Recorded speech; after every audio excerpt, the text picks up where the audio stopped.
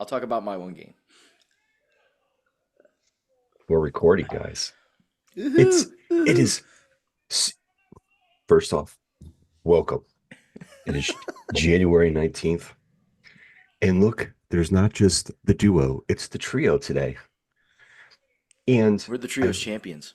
I was gonna say, yeah, we're oh gonna go. We're gonna have a trios match after this. yes. Yes. Who I'm gets going winded to first? I'm going to create some titles and we are going to put them on the line and challenge anybody who watches us to a trios match. There we go. I But you gotta will be And you gotta be and in your mid 40s first and to then count. no one under 40. and then when we lose those belts, we'll just create new belts Correct. to say So we we're can still always be champions. champions. We have been crowned the new such and such and such trios champions. Doesn't matter. We lost the other ones. They meant nothing to us. Oh We'll man. cut a good promo. At least We are try. the YouTube trios champions, and then YouTube will be like, "No, somebody else already holds the titles." And all right, we are the Facebook trios champions, and then Facebook will be like, "No, you can't do that, and that's also not a racial slur." And we'll be all like, "Okay, we are the Instagram." Yeah, just going. We're the Obviously, TikTok trios champions. Oh I was wait, about that's I was gone about No, to we say away. can't be the obviously TikTok the trios only champions. obviously the only one that we can't be right now is the TikTok trios champions. And I'll tell you what that The defunct so TikTok trios champions. so I have to laugh. Like my daughter, she's like, Dad, Which you one? gotta let me get TikTok. Which one? My 13-year-old. Okay, She goes, I Dad, you figured, but I gotta just want to make sure. yeah, Dad, you gotta let me get TikTok. I'm like, no. She's like, but if you don't let me get it, and if they ban it, I'm never gonna be able to get it. I'm like, first, they're not gonna really ban TikTok, which I've come to find out I was kind of sort of right and wrong, and I'll explain.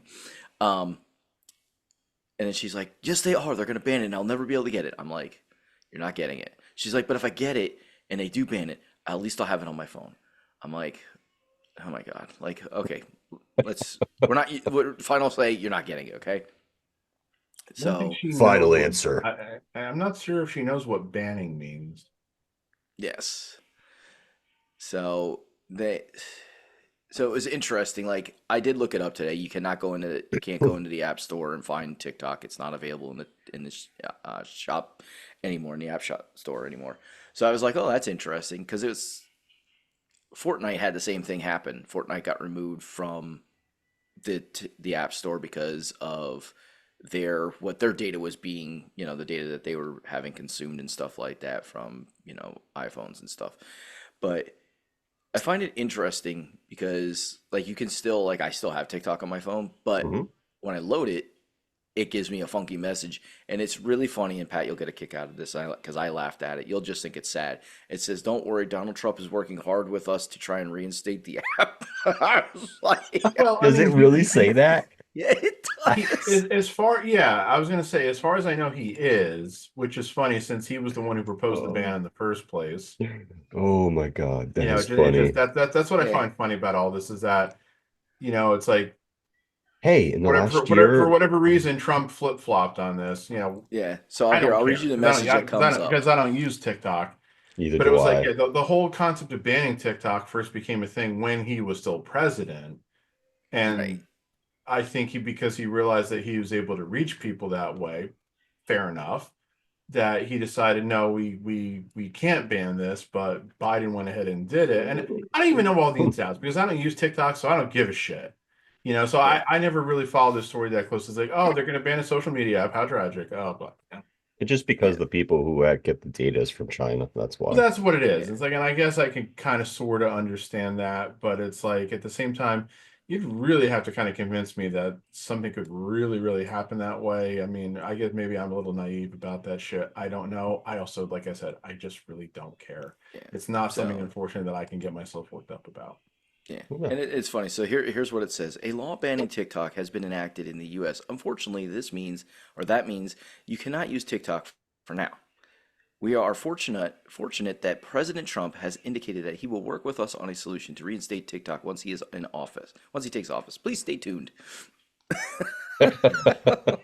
Oh my God. See, But it's just funny, and it really what does also kind come. of bothers me about that is like, dude, you got a lot of things to do. Not unbanning TikTok can't be one of the highest priorities. I'm sorry. Yeah. Yeah, it's so for me, I find it's interesting because, like you said, initially it started with Trump, and it all came down to the data, how what data was being collected, and who was collecting it. Yeah, Yeah. how safe Essentially, it is. right? Is it really secure? Is it really this? And the funny thing that makes me laugh about it is because they had Zuckerberg in for, I don't know if it was a trial or hearing, a meeting or whatever it was. He had Yeah, it went was a to hearing. It definitely wasn't a right. trial. So Right. So, but they had him in talking about the same stuff, and they had the president of TikTok in talking about their stuff, and essentially they did what they did to Zuckerberg and what they did to this guy was ridiculous. Like they grilled him, and it's the same thing that anytime you see any of these hearings come up, and they have these people coming in, they just grill them and they ask the stupidest stuff, and to make them seem like they're evil people and that, and they really got racist with the guy from TikTok, with the president of TikTok or CEO, whatever his title was, Yeah, I heard some asking him stuff about about stuff that. like being, I forget, one of the things is like part of this Malaysian Communist Party or something like that. I'm like, oh my God, like he already said 9 times, and you just didn't bother to listen to him, that he is not part of any kind of communist party. Like, They want to see if he's going to slip up and accidentally say I know, something, it's or get like pissed you off guys and are the show whitest out. of white supremacists that ever walked the face of this earth. Stop it already. yeah, Um, one thing you can always so count on when any of those congressional hearings go on is that um the majority, not all, but the majority of the congressmen and women or senators, whichever, branch we're in, that are conducting these hearings and are grilling the people who are at the hearing, that the majority of them, as I said, not all, but the majority are very ill prepared, Hmm. very ill informed. They just Yep. don't have any knowledge about what it is they're holding the hearing on. So they're given certain things by their staff prepped for them to say, hammer them on this, hammer them on that. And but they don't really know what it is that they're fucking talking about No. yeah, you know No. but so that's the big, but they're doing it so they can have their moment on camera, so they can go back to their constituents to say, look how tough I was on so and so, and this is what I'm going to do when you reelect me and give me all your money to get reelected. yeah, That's all it is. It's the fucking game of politics. yeah, It is. It and is. it's really sad because the data that, like, I don't know what data is being collected, and I from what I put in the app, they're like, you can not put certain things in, so you don't have to put your date of birth in. You don't have to do, like, there's certain things you don't have to put in the app, just like any app. You don't have to put certain information in, and you can keep it all private if you want to. Like, now, granted, the company itself might be able to collect that data because you put it in their app, but it really came down to who's collecting it. The fact that this Chinese company is collecting that data, Hmm. and the solution was, well, not the solution. One of the things that I read was that this company had such and such time to find a U.S. company that had been picked by, Congress or whoever, to turn their data over to and let them manage the data. I'm like, there's what the solution was. Have a government controlled or government entity that has this data. So now the government has it. Oh, guess what? The government already has all your data if they really want it anyway. So They already have it, what's so the it's just one more. difference? It's just one more thing to add to their bucket. See, that's what I guess is probably in a lot of ways most troubling about this. It's not so much that the issue again isn't someone's collecting your data, it's who's collecting your data. Mhm. It's fine for somebody in the US to do it, but God forbid somebody in China do it. It's Yeah. just really the gist of this. Fundamentally, what's the fucking difference? I mean, None. it's just the matter of it's China. One, Yeah. two, Well, and the whole it's China thing was why Trump wanted to ban it in the first place. yes. Yes. So Because at the time he was on one of his China is killing us sprees. Yes. but here, listen, like the algorithms that they're doing is that they're afraid of that China's collecting. So it's not just so much your date of birth, it's what you're clicking on, what you're watching, what type of videos are you watching. Are you a sports fanatic? Are you a politician fanatic? Are you this type of fanatic about this? Are you all about guns? It's all those like all those types of topics. So they're afraid that the Chinese have that information and they're going to see all these people who are into politics or into guns or into, this, conspiracy theories. That's the other one I was thinking of, all those types. So they're going to feed fake shit to show up on your feed when you're scrolling through TikTok. So Which means, essentially the same shit that Facebook has been doing for years. correct. I found out Correct. that Facebook was listening to your mic even when the app was off. Correct. Which they denied. We're not doing that. Liars. Oh yeah, they're totally lying because I can sit here right now. My phone's right here. We could talk about something. I'll go on Facebook and that shit shows the fuck up. So tell me it's not listening to me. Come Well, on now. yeah, I mean, It's just a matter is they don't want China to have it. They want yeah. the US wants to have that information. Yeah. So then if it's democratically run or Republican run, then you're gonna have like the people who own the US entity business that owns that part of TikTok now. They could try to influence that company to push some algorithms for them or That's push some right. algorithms for them. Push this fake news about the Democrats. Push this fake news about the Republicans. Fake news. Well, yeah, but It's that's, I mean, really that's the yeah, gist of it, that's always what it unfortunately. is. And it's like I watched a movie yesterday where like the fundamental theme of is like how easily somebody can be dominated by a person who has money and therefore power, Correct. which then manifested itself in a very disturbing scene where you couldn't even quite tell exactly what was going on unless you were like really kind of knew what was going on because it was dark and shit. But I won't really get into the details. Uh, Yeah. but it's like, yeah, it's about like how easily, yeah, the people have the money, therefore have the power, and that's all that matters. But yeah, it's like with like, the data mining and shit. The biggest example I can still remember several months ago, I was like, oh, I want to go to Perkins and get breakfast tomorrow morning. Let me go look to see what time they open. So I, just Googled, like Perkins hours and looked it up and said, oh, okay, they're open at such and such. I want to get there as early as possible before it gets busy because it was like a weekend morning. 10 minutes later, I click on a YouTube video and the ad that pops up was an ad for Perkins. Yeah. I had literally never seen an ad for Perkins on any No, you kind never will. of online media before, but because I had literally just Googled it, and because of course Google owns YouTube, Yep. boom. They're all Oh, connected in this guy some loves manner. Perkins. Give him an ad. Oh, this guy just searched for Perkins. Let's give him an ad for Perkins, even though I didn't even know Perkins still advertised. I haven't seen a Perkins advertisement in freaking years. Yeah. Yeah. So it was that So that was talking the time I about think I wanted to like, just like start throwing shit at my computer. yeah, it was funny. So talking about movies and talking about weird things. So my daughter came across through YouTube Shorts. She came across Grown Ups and Grown Ups 2 clips that people had Oh, put up there. oh boy. And she was dying hysterically laughing at these. I'm like, what are you watching? She's like, Grown Ups. It's so funny. I was like, oh, we should watch that as a family together. And she's like, really? I was like, yeah, because I know that those movies, they're not terribly bad. There's No. innuendo stuff that should go over their heads. Maybe not her head anymore, but definitely my son's head. Um, but it was funny because I went to play poker with my nephew yesterday. So they were like, okay, we're having movie night. We'll watch Grown Ups and maybe Grown Ups too. So I'm like, okay. So they got the Grown Ups too. My wife could send me. I can't talk about what my wife sent me because it could ruin something for the little guy. So I can't talk about that right now. Gotcha. But they in Grown Ups 2, evidently there's a scene, and I forgot about this scene, where one of the guys says, my wife caught me eating a banana with my butt.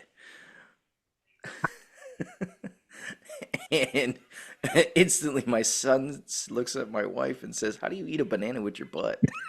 I was like, that's awesomely funny. Don't know how to explain that one. She's like, this is the last. She's like, there will be no more movie nights, no more non-Disney movie nights without you here. Well, yeah, I Oh, mean, Fair I had enough. I had a slightly similar incident where oh, that's funny.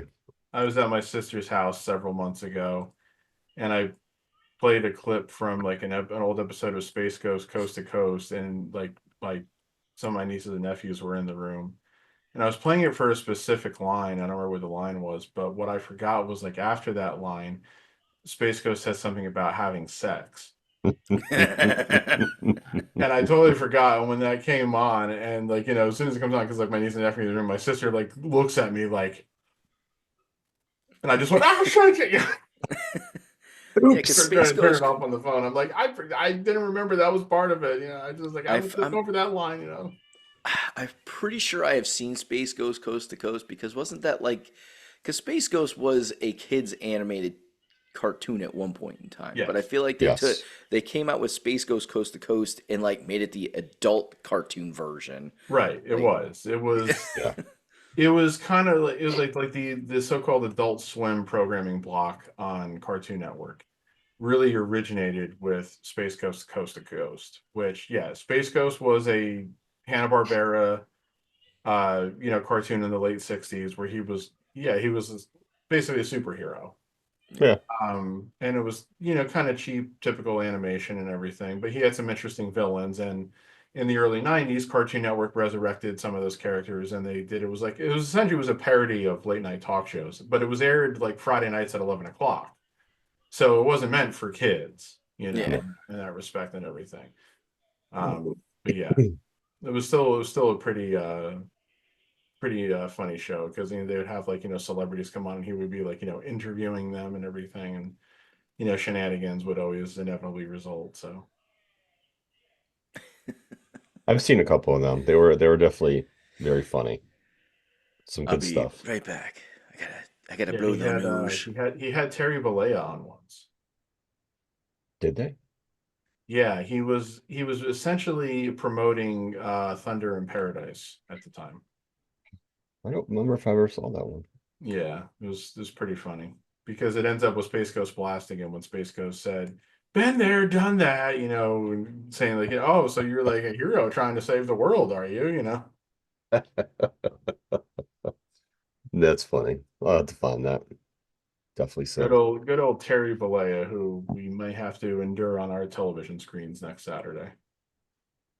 Yeah, you know what? I wonder at what capacity though. I mean, I really hope that they've audibled out of that and are not actually going to have him there live in any way. You would think that they would be smart enough to not do that, but we'll see. Because supposedly, because I'm not there to hear it, anytime in like since I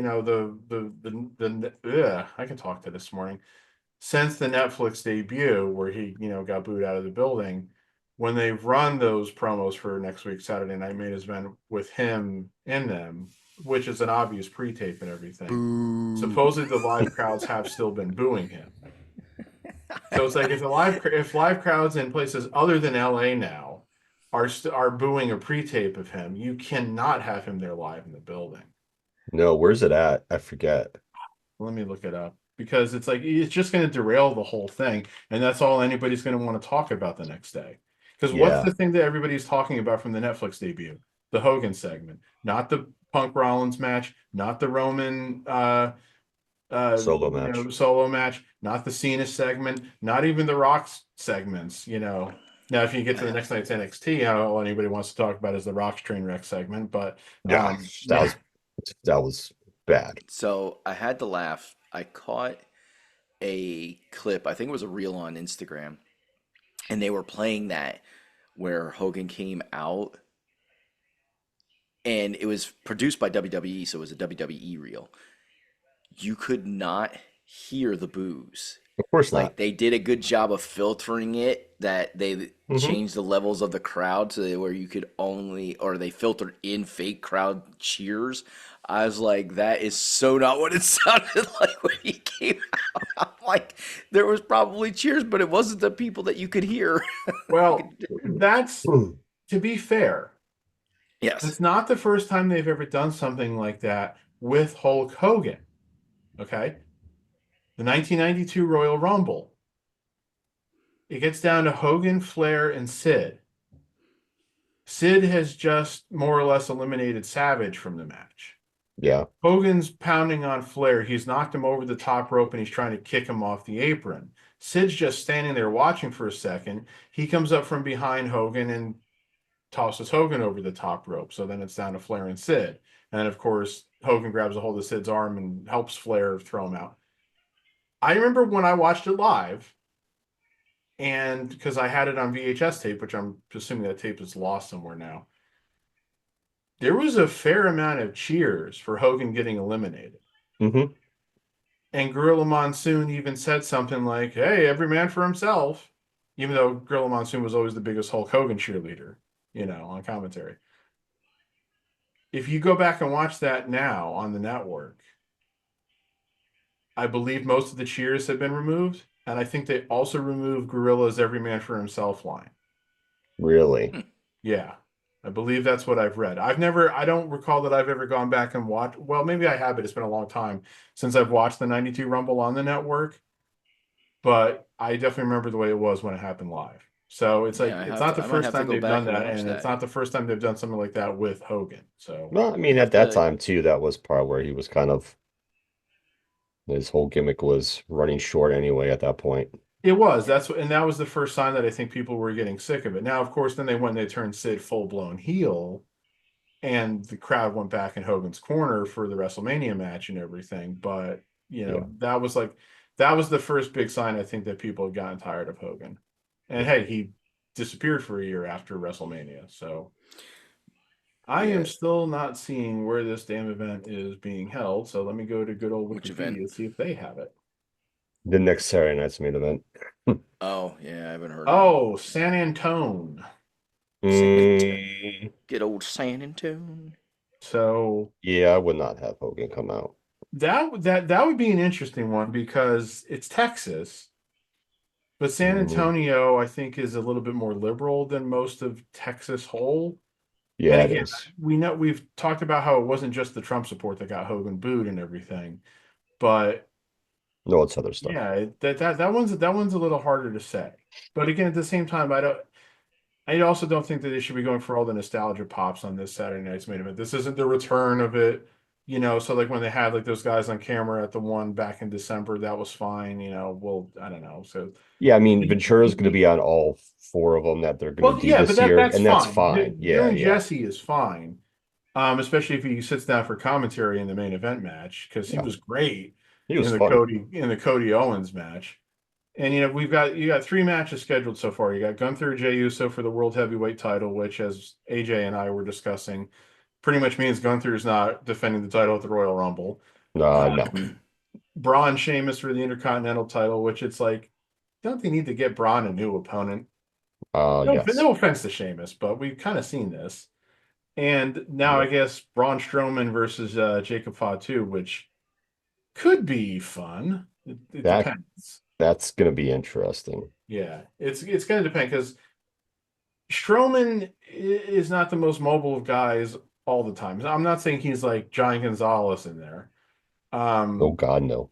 but there are still certain things that Braun can't do just because of his size. And he's had injuries, unfortunately, too. Yes. Whereas, Jacob is, just a goddamn madman in the best way possible. So, He's awesome. Ridiculous, so so awesome. that could be one of those really great, like, big, huge muscle guys on big, huge guy. I wouldn't really call Jacob a muscle guy necessarily. Match. Well, he's not very like muscular. I know. He's Samoan. So that could just be one of those fun matches where the two guys are just beating the hell out of each other. But it could also get tedious. So we'll see on that one. And God only knows if they'll announce another match for the show between now and Saturday. If they're going to, they basically got two shows to which to do it. So Yeah, we'll see. We'll see what they do. I think three shows is fine. Three shows, three matches is fine. I mean, So, for a 2 hour show, I would hope they have at least four matches, honestly. But real quick story. real quick story. Yes. So, Joe, you'll greatly appreciate this. Pat, you'll find it probably very disturbing that this happened, and I not find disturbing your in lack of faith. not not disturbing in a bad way. So, recently we had a game um at a school, and I won't go into what school it was and what school I coached for, but So it's JV, JV, we don't always necessarily have the best refs. Like there's levels to it. Like varsity gets the better train, not the better train, but the more Experienced. tenured refs, and it kind of goes down from there. And Joe and I saw it in the youth league, you get the least experienced refs in the youth leagues and stuff like that, which is fine. You kind of expect that. So we had these two refs, and I had never had them before. I'd seen the one, but I never had him as a ref for one of our games.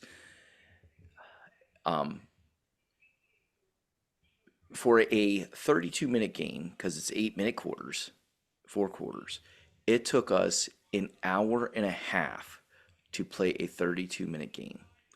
That's how many fouls they called. There was literally almost a foul every time we went onto one end of the court. Was there any players left to play? I don't know how, but only one guy fouled out. Be like, swallow that whistle. Right? Yes. Fucking amazing. Holy shit. Yes. One person fouled out. I was like, this is crazy. Like, there was times now during youth games, I've looked over at coaches, like, because you kind of have a little bit, a lot of times there's a little bit of mutual respect. And you can kind of, look at the other ref, and they're usually playing on a smaller court too. And, and I found myself looking over at the other JV head coach, and I'm like, I'm just like befuddled. I'm like, I don't know. And I even said to him when I shook his hand, I said, "This is the worst officiated game I've ever seen." And when I said, not just for you, but for us, for the entire. He's like, "I know." He's like, "I had this guy before, and I was worried when we saw him that it was going to be the same way, and it was." He's like, "This guy's terrible." But there was like phantom calls. Like there was like they would not let them play at all. Like any kind of physical contact was some type of foul. You scraped my pinky. Where's my foul? My pinky hurts. And the funny thing is the other team, their kids were complaining, like off the rails complaining about every call. But no technicals. I told my guys, just play through it. I said, don't complain about anything, just play through it. This is just the way the game's being officiated. You can't do anything about it. Like, you just got to play through. I wasn't even complaining about the calls because I was laughing. I was laughing and just shaking my head every time a call was called, because I'm like, that some of them were legit and other ones were not. But we had the most animated walk call I have ever seen. He's like, no, let's walk on this player this way. I'm like, whoa, that is quite the walk call. That almost reminds me of. He was trying to get his shit in. That almost reminds me of a time when I was playing youth basketball where like one of my teammates made a free throw. And this was at an age where like free throws aren't gimmies for, kids. And I just kind of like did the thing that you always see like the guys on TV do, like go up and like say, hey, good shot. And the ref got in my way and I had to go around him to get back to my spot on the block. And one of my coaches shouts out from the sideline, "You're not on TV, Pat." That's what that sounds like to me there. That sounds like a guy who seemed to think that he was on television and he's got to give like the fucking most emphatic, violation and foul calls and shit. But I will say this. We were at a Catholic school. And now that I've had 2 games at Catholic schools, this is the first time we had them at the actual Catholic schools. Okay. I really do, and maybe it's just in my head. I'm going to go with it's in my head, but I would love to hear anybody else's opinion on this that's had to play Catholic schools at their venues. I feel like they're very lenient with the players from those teams as well as the coaches from those teams. Because the first game that we had at Catholic school, I got teed up within 3 minutes of the second quarter. Now, granted, I will admit that what I said to the ref, even though there was no curse words involved, definitely didn't need to be said. Because I told the ref in this game, I said, could you tell your partner to open up his eyes? So I definitely warranted at least a warning. Now, I got teed up, and that was because my assistants were already bitching at that ref, and I came over and said, I'll handle it. I got it. And then I said that. Not the smartest thing. So I admit that I got teed up, because I definitely said once again, I didn't use inappropriate words, but I definitely said something that didn't need said. This game, Oh this yeah, I'm second sorry. Catholic I'm game, sorry. I'm picturing you doing this, and it's just getting funnier and funnier. It is because I funny. I said it with love the it. sarcasm too. Like, you know how I can be sarcastic. I was like, well, can you tell your partner to open up his eyes?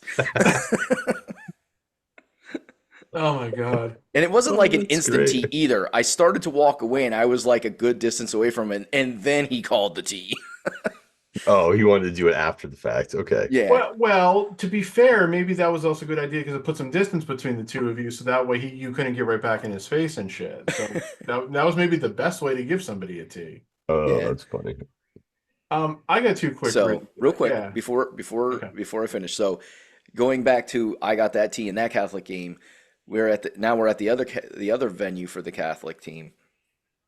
This guy's bitching, and rightfully so. Like I said, the calls were terrible. There were so many calls; it was ridiculous. The referee said, "That's your warning, coach. That's your warning. Don't say another word." And then he said another word, and he goes, "That's it. That's a book warning." I'm like, "What the hell is a book warning?" And then he's like, "So that means he should the next time he says something gets a T, like that the ref finds inappropriate." Nope. The next time he says something, and I didn't want the guy to get a T, but I'm just thinking about my experience and what this guy's doing. Once again, he keeps on talking. He's like, "Coach, not another word." He gave him he gave him three warnings to stop talking, and one of them was a book warning. Where was the technical foul? Like, and this is what I mean. Like, this is my once again, I could just be seeing it incorrectly, but I feel like Catholic high school coaches and their players get a little bit more leniency because they go to a Catholic school, so they're nicer kids, and that is a bunch of horse manure. He should have It, been teed up it's a bunch way of before bullshit that. because we all know what Catholic schools do to get people into their doors. Right. Now, this particular one does not, um, because it is a smaller school, they're very much in regards to their athletes. They do have good athletes that go there, but they do not recruit athletes to go there. Their sister school, which is right down the road from them, definitely recruits kids to come to their school and play for their sports teams, especially basketball. So, and they're both on Green Pond Road. Ah, mm, yes. So, so Pat, you know which two Catholic schools I'm talking I about. know exactly. Yes, indeed. Uh, and yeah, I wouldn't necessarily say that those schools are ones that like go out there and like really like recruit the kids the way that like Bethlehem Central Catholic or Bethlehem Catholic and Allentown Central Catholic are always accused of doing. And the ones that the Philly area schools I know do. Yes. Um, but yeah, there is always that little arrogance about those Catholic schools, you know. Yeah. So So, Always. all right. yeah. So, Pat, what were you going to say? So two really bad officiating situations in youth sports that I can remember. One I was on the front line for, and one I didn't see, but was the story was recounted to me. So the one I was on the front line for was when I was playing basketball in seventh or eighth grade. Our team got a reputation for getting assessed technical fouls. Ooh. That was so bad that they had to like in like our next practice after the one game that like the guy who like was like kind of responsible for like the youth organization because this wasn't through the school basically said to us, we get fined when we get technical fouls. Yep. Next person that gets called for a technical foul is off the team. You know, and it was Wow. so there was one game where we got hit with two. One of them, one of my good friends, got a foul called on him. It was a phantom foul call. After the refs called the foul on him, he turns and he's talking to like the coaches on the bench, and I was sitting on the bench, so I was like looking right at him. He goes, I never touched him. The ref turns around and goes, and the ref Yeah. said, he got in my face and was yelling at me. He did no fucking such thing. That's just a ref just trying to be This ref was had a hair trigger, yeah. you know. Later in the game, after another foul call, one of my other teammates slammed the ball on the floor. They teed him for that. That one I could see a little bit more, but like the one on my friend, the guy just lost it. So we just had bad refs, and then there was another game where like another technical was issued on us. I don't remember what it was for, but that's when they read us the riot act. So the other one was, I think it was the year after I graduated high school. So it was when I was a freshman in college. Penargil High School, my team, me and my high school, was in the state playoffs that year. I think it was like the district championship game. Okay. Apparently, the officiating was so bad throughout the whole game that the Penargil fans almost rioted. Like I'm I guess there was one surprised. play where I guess there was like one play where Penargil was close to going in for a touchdown, and there was a fumble, and they ruled that the defense recovered in the end zone for a touchback. And my dad, the way he described it to me was he could see the ball.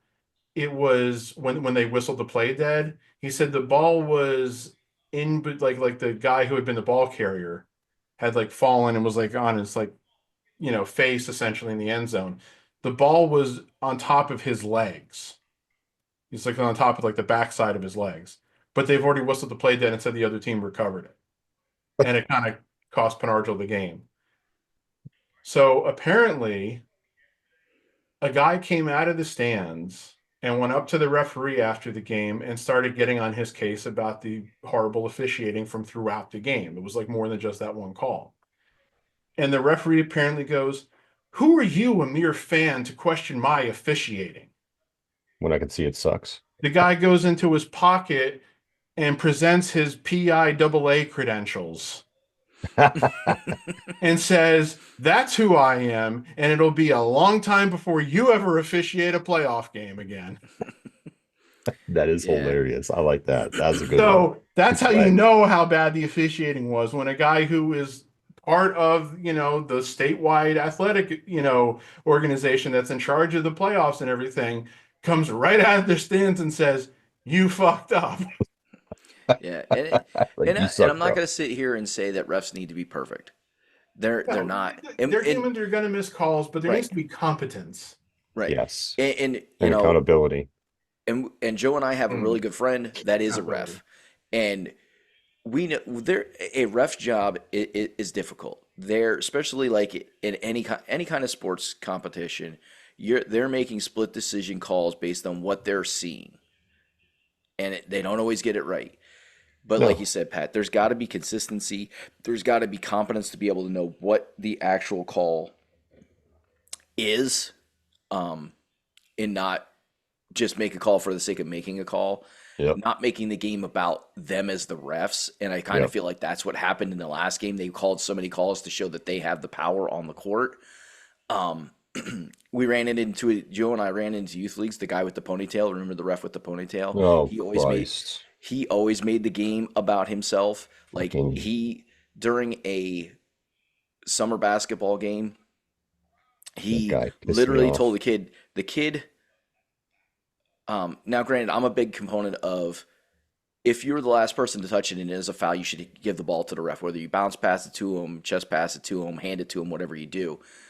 Um, One of the kids, I think he rolled the ball to him, and the ball Oh, went past him because he wasn't paying attention. He literally told the kid, "You go get that ball and you put it in my hand now." That is that is taking your power as official way over the top. yeah. Like that those are the things that are my problems with the refs when you're making the game about yourself or you don't have the competence to know what the actual call should be and you just are calling the foul but you're not really calling. I shouldn't say that. You don't know what it's not that they don't know what the foul is. They're calling the foul and maybe calling it the wrong thing or something like that. Like I had a ref um during our one game, and our guy, it looked more like he tripped him than, and not on purpose, like, but he got in the guy's way, kind of tripped him a little bit. Okay. And I just jokingly said to the ref, I said, I don't know about that one. And he looks stone faced at me, kind of angry. He's like, "Coach, you know that's a reach in. That's you should know that by now." And I looked at my assistants. I said, "Does this guy know there's no such thing as a reach in foul? Like, if a ref is not using the proper terminology, that questions my ability to trust him to make the right call because there is not a reach in foul in basketball. It's a hit on the arm. Is body contact. Those are body contact contact fouls, so it's either a push or a hit on the arm or something of that, or a tripping foul, but there is no legitimate reach and foul. And I was one of those people that for the longest time thought there was reach and fouls. It's not. We tell kids not to reach because we don't want them to hit the other person's arm and get a foul for hitting them on the arm. But it's not because we're thinking that they're going to get a reach and foul. So it's little things like that. Like, I will never say a ref's job is easy, because it is not. No, The game it moves isn't. really fast, and it gets faster and faster as the levels go up. And you're looking through crowds of people. I wish in our league we had three refs. I wish that our league would pay for three refs. Correct. And we don't. We pay for two. And I think a third ref would be a better, at least at the varsity level, would be better for the competition, because even with three refs, they do still miss stuff. They may make the wrong call. Well, at least in our opinions, they make the wrong call. But it would be sometimes a little bit cleaner match. And some of the things that get missed would probably be seen. So Yeah, they do. Yeah. They do need three because the two was just not enough. Yeah, the worst kind of officials are the ones who will make things all about themselves, think they're yes, above reproach and accountability. It's not nearly the same thing, but it's one of the reasons why I've mocked a certain AEW referee, because I feel that certain AEW referee has I haven't seen anything very recently, but that person has had a history of interjecting themselves into situations where it's like they realize they're not the one that the people should be watching, right? So we all know who I'm talking about, but I'm trying to remain as yes, neutral as possible because I don't want to yes. get in trouble for criticizing someone. Well, yeah. And Free certain speech. refs and certain refs have, um, are definitely like that. During a varsity game, we're, as coaches, we're supposed to be able to go up and talk to ref and ask them questions. Whether you're the assistant, first assistant, second assistant, or whatever you are. Okay, we're supposed to be able to ask them questions, as long as we're being polite about it, and we're not yelling and bitching at the refs and stuff like that. And I really try not to do that as when I'm sitting on the varsity bench, because I don't want to get a technical, because you easily get a technical as an assistant and bitching at the refs. Yeah. Um, um, but I went up to talk to this one ref, and he legit, as he saw me walking up, and all I said was, "Can I add?" I got that much out of my mouth. He said, "I don't talk to assistants." I was like, "Wow, somebody's got an ego." I don't talk to Yeah, assistants. Yeah. that's some bullshit right there. And I wasn't. It irked me just because of the way he approached that situation.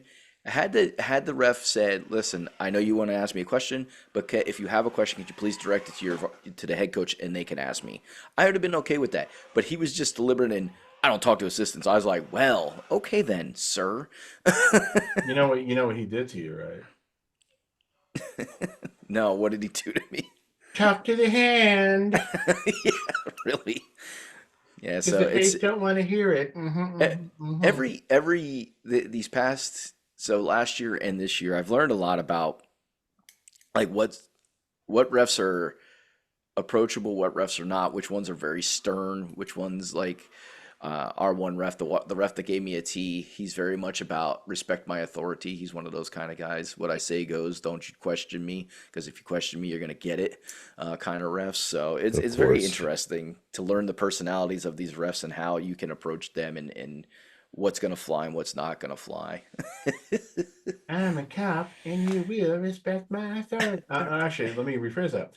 Ah, I'm a ref, and you will respect my authority. Well, and I found out through our good friend that particular referee was like a truancy officer or something like that. So he brings that mentality to the refereeing area. Way to recognize that you're in a different situation. So, That yes, I love is, having our friend to be able to talk to and ask questions about refs and their personalities and stuff like that. Um, it's nice. See, It's nice. see that's also a shining example of you give somebody a little bit of power, Yeah. And it And goes right to their head. it's like, yes, if you're a truancy officer, you have to have a certain level of authority and everything. But that doesn't give you power over everyone, everywhere, in all walks of life, then, for Christ's sake. Yeah. Yeah, It but was. to them it does. I Do you know, that's what I'm remember? saying. That's why the whole, absolute power corrupts absolutely. It's like, yeah, and a little bit of power corrupts a little bit. Well, actually, no, I would say a little bit of power corrupts a lot. So, because you give Um, people a little bit of power and they go on power trips very easily. That's why I do never you? like being in positions of responsibilities, because I'm like, am I going to go too far with like bossing somebody around, or that's like I I never never want worried to do about that. that. So, yeah. I knew I was going to take it too far. No. That's Joe, funny. do you remember Mike Pena, the referee Mike Pena? Yes. That's There was a not- trace of uncertainty in that. Yeah. Oh no, it's not uncertainty. I remember him for multiple reasons. Yeah. Well, I had a good relationship with him. Joe and another person we know is like I don't feel are big fans of him, but we've had him a lot this year for varsity games. Really? Yeah. Yep. How's he done? He's done good. I mean, there's always questionable calls, but I feel for the most part, he's out of all the refs that we've had, um, him and usually whoever he's partnered with, like he's had different partners each time, refereeing partners. One second, dude. His team has always done probably the best out of all the refereeing combinations that we've had. Um, so Um, you know, he's a lot like our buddy. He'll explain things to guys. I see him explain things to guys like why he called a certain foul and stuff like that, which I think is cool too. So I think over the years since we've seen him in the youth leagues, he has grown as a ref and gotten better. Okay. Yeah. Uh yeah, it's hard for me to say. Like it's just yeah, yeah, it's just certain things with certain refs. Like um I have my ups and downs with that guy, to be honest. So I mean it is, Yeah, you know. Uh Plus, there's some other things outside of basketball that I'm not a big fan of him personally for other right. You knew reasons him a too. little bit more personally than I did. I only knew him from basketball. So So, yes, we'll walk away from that one right now. yes, definitely All so. right. So, Pat, you had a topic that you wanted to talk to us about. What is that topic? And I know it had something to do with the shirt that I am proudly wearing right now. Yes. Probably. Let's So, get into it. Joe, did we talk about this on the air last week, or did we just exchange texts about this? I don't remember. This was Well, just exchanged text yeah, about because it this happened one. Sunday. Yeah. Yeah, Okay. Yeah, it was you guys Right. want it you. Right. happened. It Right. happened. Yeah. Yeah, yeah. Yeah. So we're It's not like we're I not don't know gonna what day it we're was. not gonna replay it because of the language involved, but it went pretty viral about this confrontation between some Packers fans and this one Eagles fan last week, at the Eagles Packers game, which resulted in the Eagles fan using some pretty abusive, offensive, misogynistic, insert your adjective here, language at the females Packers fan, who in the video that's released, seemed to just be cheering for her team. Stop. So the fan was identified. He's been banned from from Eagles games in the future. He also apparently lost his job because I guess he held a job, um, from some kind of like firm that has like a public face to it. And Oh, I didn't see that part. yeah, so Yeah, I and think I want to pause you there for a second. I am not a big fan of like I understand that. Nice, thank you, Pat. That people have to be held accountable, but it should not. Their actions in a place like that where they are acting like a fool or an idiot should not cost them a job that has nothing that is not in any way related to their actions at a public event. like I'm not a big fan of what the term has been doxing is what they call it, where people get doxed. I'm not a big fan of that. Like now, if you're a public figure in the sense of like a U.S. senator or congressman or a state or something like that, somewhere where you hold some kind of political office of some sort like that, like you're in charge of things like that, then that's a little bit different story. But for people who just have normal 9 to 5 jobs, like that, regardless of what that 9 to 5 job is, I don't think they should. I think losing your job because companies are like, well, we don't support that. No kidding. No company's going to actively support people berating other people with inappropriate language. Yeah, it's a touchy subject with that one because I feel that it's like what he did was just blatantly just bullshit. Yes, absolutely. Yes. And unfortunately, in this day and age, um, I think it's the other aspect of it too, is that it was a man who was so abruptly ignorant towards a female. I think if it was a guy and guy, maybe he would have been fired, probably not. But since it was against a woman, I can see kind of not saying I disagree with you, but I think it's the whole aspect of what the whole situation was. And I Yeah, think it's a man with the other bunch of men, one man saying something like this to a female, hmm, and a bunch of other men around there are like really not kind of like egging him on, like instigating him, you know what I mean? Against a female at a sporting event, and there's been a lot of shit in the past 5, 6 years with how men act towards women. oh yeah, So you have all that too. So it's kind of like there has to be yeah. some I repercussions to your actions in that manner. Right, and I get it. Like I get it. My Mm. problem with the doxing thing is people are going out of their way to find out where people work, and there was like Oh, people on TikTok that actively go out and do this. TikTok, do your thing, and it's like yep. that's The that's not TikTok necessary. police. Like Yeah, and that's that's just not necessary to go out and find people's personal information, put it out there for everybody, and then go after their companies and say you need to fire this person. That's the part that I don't like.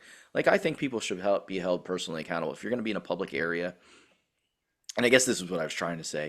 If you're going to be in a public area and you're going to put yourself out there like that and know that you could possibly be recorded by somebody, you got to deal with the repercussions. I just don't think people should actively be like, dude, we got to find this person. We got to find their job. We got to find their family. We got to do all this stuff to make them feel like the biggest pieces of poo right now that we possibly can, and do everything we can to ruin their lives. I don't believe in ruining people's lives over things that, yes, what this guy did was absolutely stupid and absolutely uncalled for, but to ruin his entire life because of something he said because he was a drunk idiot is taking it too far. But I understand why it happened. Like I definitely understand the why behind what happened to him. Like I'm not saying what he did was right or was right by any means. Definitely wrong. It's So as far as the guy losing his job, I've got mixed feelings. hmm, Um, yeah, I don't think somebody should necessarily lose their job for something they're doing outside of company time. hmm, You know, at the same time, again, I don't remember what I read exactly. It is that this where this guy worked as far as like, oh, okay. He the place he worked was a place called BCT Partners, a consulting firm that specializes in diversity, equity, and inclusion services. mm, So hence why he was he was being fired. inclusive. He was giving it to the fans no matter what your gender was. right. Sorry, So that's not that's a funny so that's joke. probably why he lost his job because Correct. he's representing a place that's committed to doing the exact opposite of what his behavior showed. Yes. And it could also be a thing where, like you said, people were doxing him or whatever, like we're looking about finding out, and may have called and said, "How can you employ this guy?" So that's going to tie the company's hands too. It's like whether these are just trolling calls or not.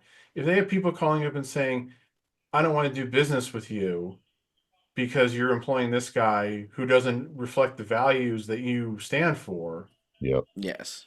so it sucks, but I kind of get it. So it's like that's why I have mixed feelings. That's also another reason why on my social media I don't say who I work for.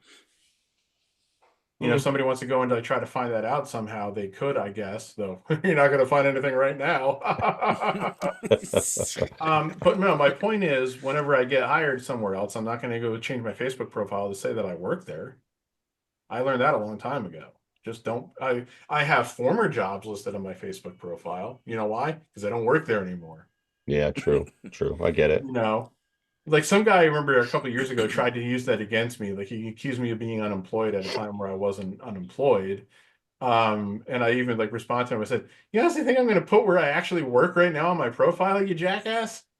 You know, Yeah, so I get the point why some people do. I mean, I yeah, do, but it's just common but fact. Like I never, but yeah, then but again, I don't post things on social media that's going to get me into trouble. well, I don't think I do either. But you never know how somebody's going to take something. Oh, I've had yeah, people they get can Right. pissed at me misconstrue I before. would be something more and worried about twist your it. banter back and forth about in comment sections about things for Yeah, you, sir. yeah, yeah, yeah. And another, Yeah. So and the other thing too is, the place he worked, and just to reiterate, it was against a female, and the past 5, 6 years, there's still that you see it where I don't want to say there's an uprise, but there has been more issues where men have been doing stuff against, females and stuff like that and think it's okay. Um, yeah, sporting events and other areas of life. So, yes, you have to reprimand them for acting like that towards a female. yeah. Yeah. So what I wanted to do, I wanted to read what this guy issued a statement, Oh, he owes you a and statement. I want you to see if you can point out where He it went wrong. goes wrong. This is Okay. gonna be awesome. Go for it. So I'm not even gonna say the guy's name. I don't want to embarrass him Yeah, for we don't need to do that. anybody can go find his name now anyway. But anyway, this was his statement. While attending an NFL game last Sunday to support my beloved Philadelphia Eagles, an incident occurred that I deeply regret. What began as banter with two Packers fans sitting near me escalated to something more serious, and I said things that were unacceptable. In the heat of the moment, I chose unforgiving words to address one of the fans, and then he mentions the female fan's name.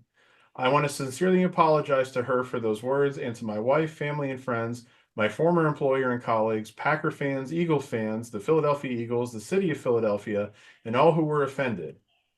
That said, there are two sides to every story.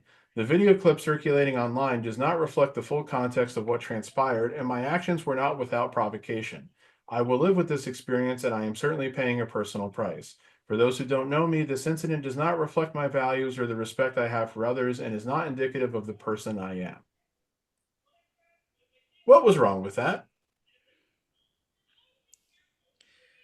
Well, I would say him trying to take some of the blame off of himself, saying that the video out there does not show the full story. Exactly.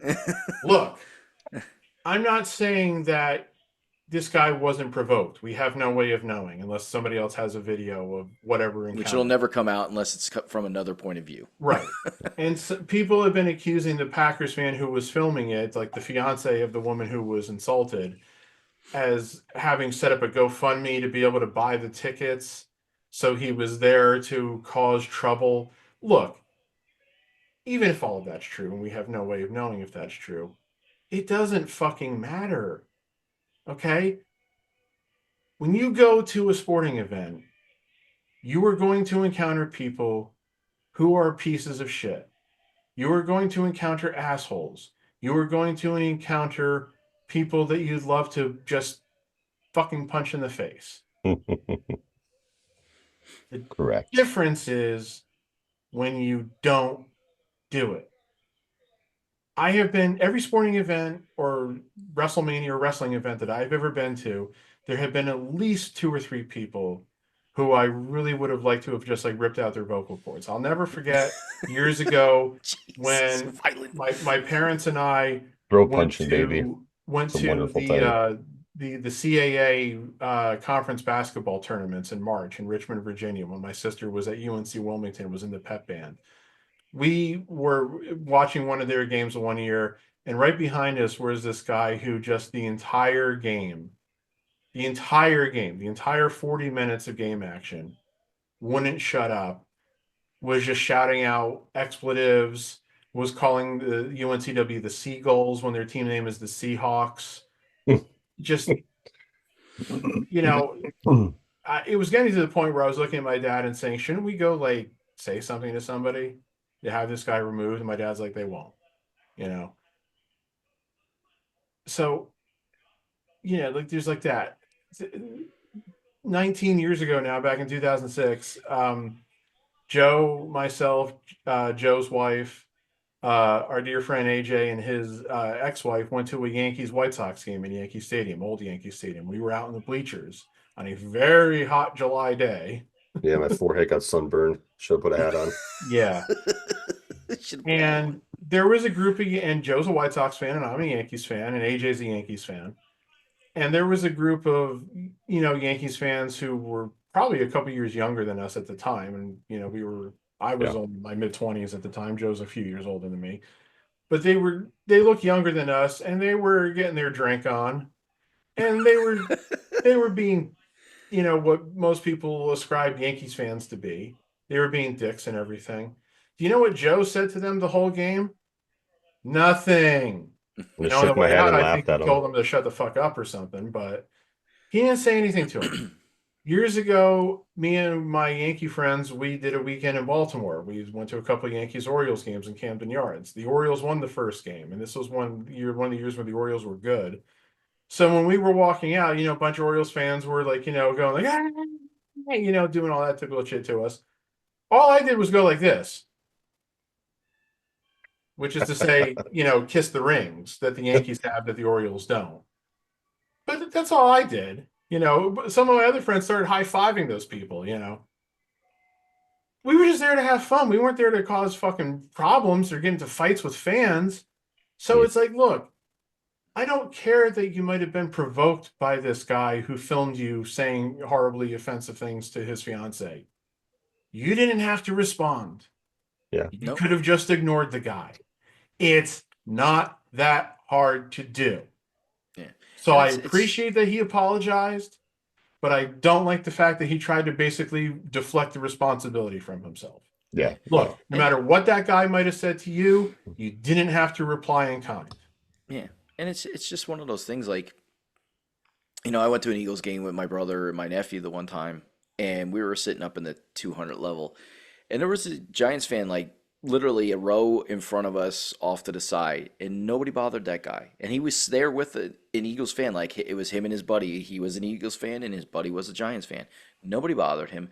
But then again, you look 2 sections over in the same level, and there's a Giants fan giving it to the Eagles fans. Like just asking for any kind of trouble that he could get. And eventually got kicked out because he was just being that much of a turd over there. Now I couldn't see, or all I could hear was chanting and stuff like that. He was being purposely obnoxious. In those situations, if you think that some drunk guy is not going to react to you being absurdly obnoxious as an opposing fan, you are mistaken. Like there is somebody that's going to be drunk enough that's going to do something stupid. Yeah. Okay, you just got to expect it. Think about the reason that we don't have glass beer bottles at venues anymore. Thank you, Cleveland. Yes. They were the fans that decided to throw beer bottles onto the field at the end of a game. Like that's smart. At Gillette Stadium, my brother was just telling me. I completely forgot about. Well, actually, I didn't even know that this happened. But he showed me the video. Gillette Stadium a couple years ago, 2 Dolphins fans killed a Patriots fan. Like they were berating him, and he finally got up and was going to ask them. I don't know if he was going to ask them to stop, if he was going to confront them, but he got up, started to walk over to him, and the guy just punched him in the face, and then they ended up killing the guy, like right there at the stadium. Like, and this is Dolphins fans that are at Gillette Stadium, so fans are stupid across the board. It's just a matter of what's going to provoke them and what they're going to do as far as how the level of stupidity that's going to happen. So I hate that Eagles fans get this hugely bad rap for being these giant a-holes across the board. And now, I'm not going to say that there aren't more of them when it comes to the populace of Philadelphia fans. I'm not going to say that. There probably are more idiots in the Philadelphia region that represent, the unfortunate the masses of Eagles fans and Philly fans, but fans across the board, no matter what state you go to, no matter what sports team, there is some level of a-hole-ish stuff that goes There is. on across the board. So, I was reading the comments as they were taught, as I saw that article pop up, and one guy's like, "We don't claim this guy." They're like, and then the next comment is, "You're all the same." Like, no, we're not. Yeah, it's just the part that sucks where it's like you have certain fan bases who have just had more outlandish fans do more crazy shit that's You gotten know, I mean, we did gotten throw in snowballs at Santa Claus. Like, yeah. And throw batteries. So yeah, yeah. throw batteries. Like, So more there are That certain Jamie fan Drew. there's certain fan bases who've done more outlandish stuff than others. Yeah, It's gotten out again, there. it's just this is why I mean, Listen, I can tell you right now, of all the times I've gone to Philly to either watch the Bulls, Blackhawks, Cubs, White Sox, I can tell you I've only had two times where I didn't have an issue. Every single time I went down there, there was always, I understand I'm going to be heckled. That's fine. I get it. Some games I was heckled more than others, but with that being said, there was definitely some times where Philly fans it took things to a little bit more of extreme. For example, the last year of the vet, you know, um, me and my dad went down to see a Cubs game. Uh, and the Cubs, it was a tie game, 1-1, the ninth inning. Um, Sosa hit a home run. We went up 2-1 and we won the game. So, we were leaving and we go down the little spiral thing back in the day. So we're down there, we're getting down towards the end, and we're by some security going out, and a Phillies fans threw their slushies at me and my dad. Um, so I've had stuff like that happen. I've had stuff thrown at me when I was at games. So it just, yeah, it's the part that and it's it's the part that unfortunate. sucks. People like that should not go to live sporting events. And to be perfectly honest, I don't care what fan you are, what team you are. If you cannot control emotional your emotions enough to not throw things at opposing fans, whether that's dumping a beer on them, throwing slushies at them, food, whatever it is. If you can't control, you don't deserve. You should not be out in public. Like, don't go out in public.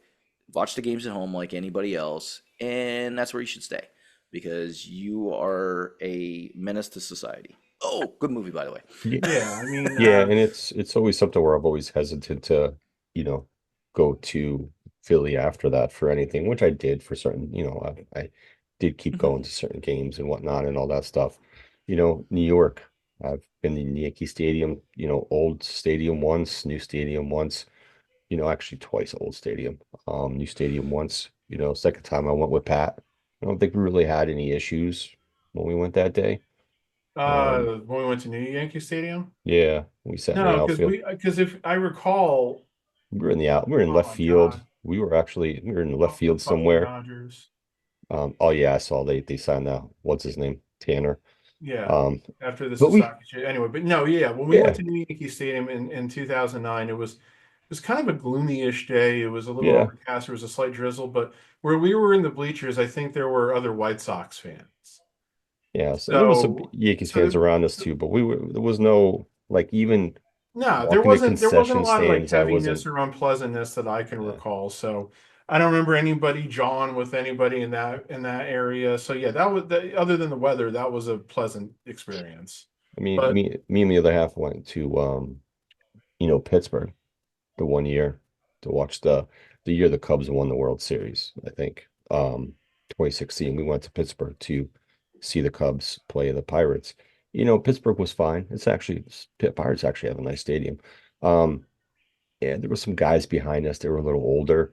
Joe Manning got pissed off at something. They were kind of booing him, which is fine. But then, the guys are talking about the old stadiums and how Wrigley is such a horrible stadium. It's worn down. And I looked at him, I was like, have you ever been there? He's like, no, but I know people. And I was like, okay, so no, you but I know say. someone who knows someone who knows someone. I was just like, And it was funny, like he seemed to be his voice changed to be very prominent when he wanted to shit on Wrigley Field. And I was just like, Jesus Christ, dude, you guys are losing 6-2. Shut up. Like, come on. I just, small stuff. That was the only thing I really said to him. And I was like, Well, okay. it's yeah. I haven't been to New Yankee Stadium that many times now that I can remember. But it's like there's still so many people who complain about how it lacks the this or the that of old Yankee Stadium.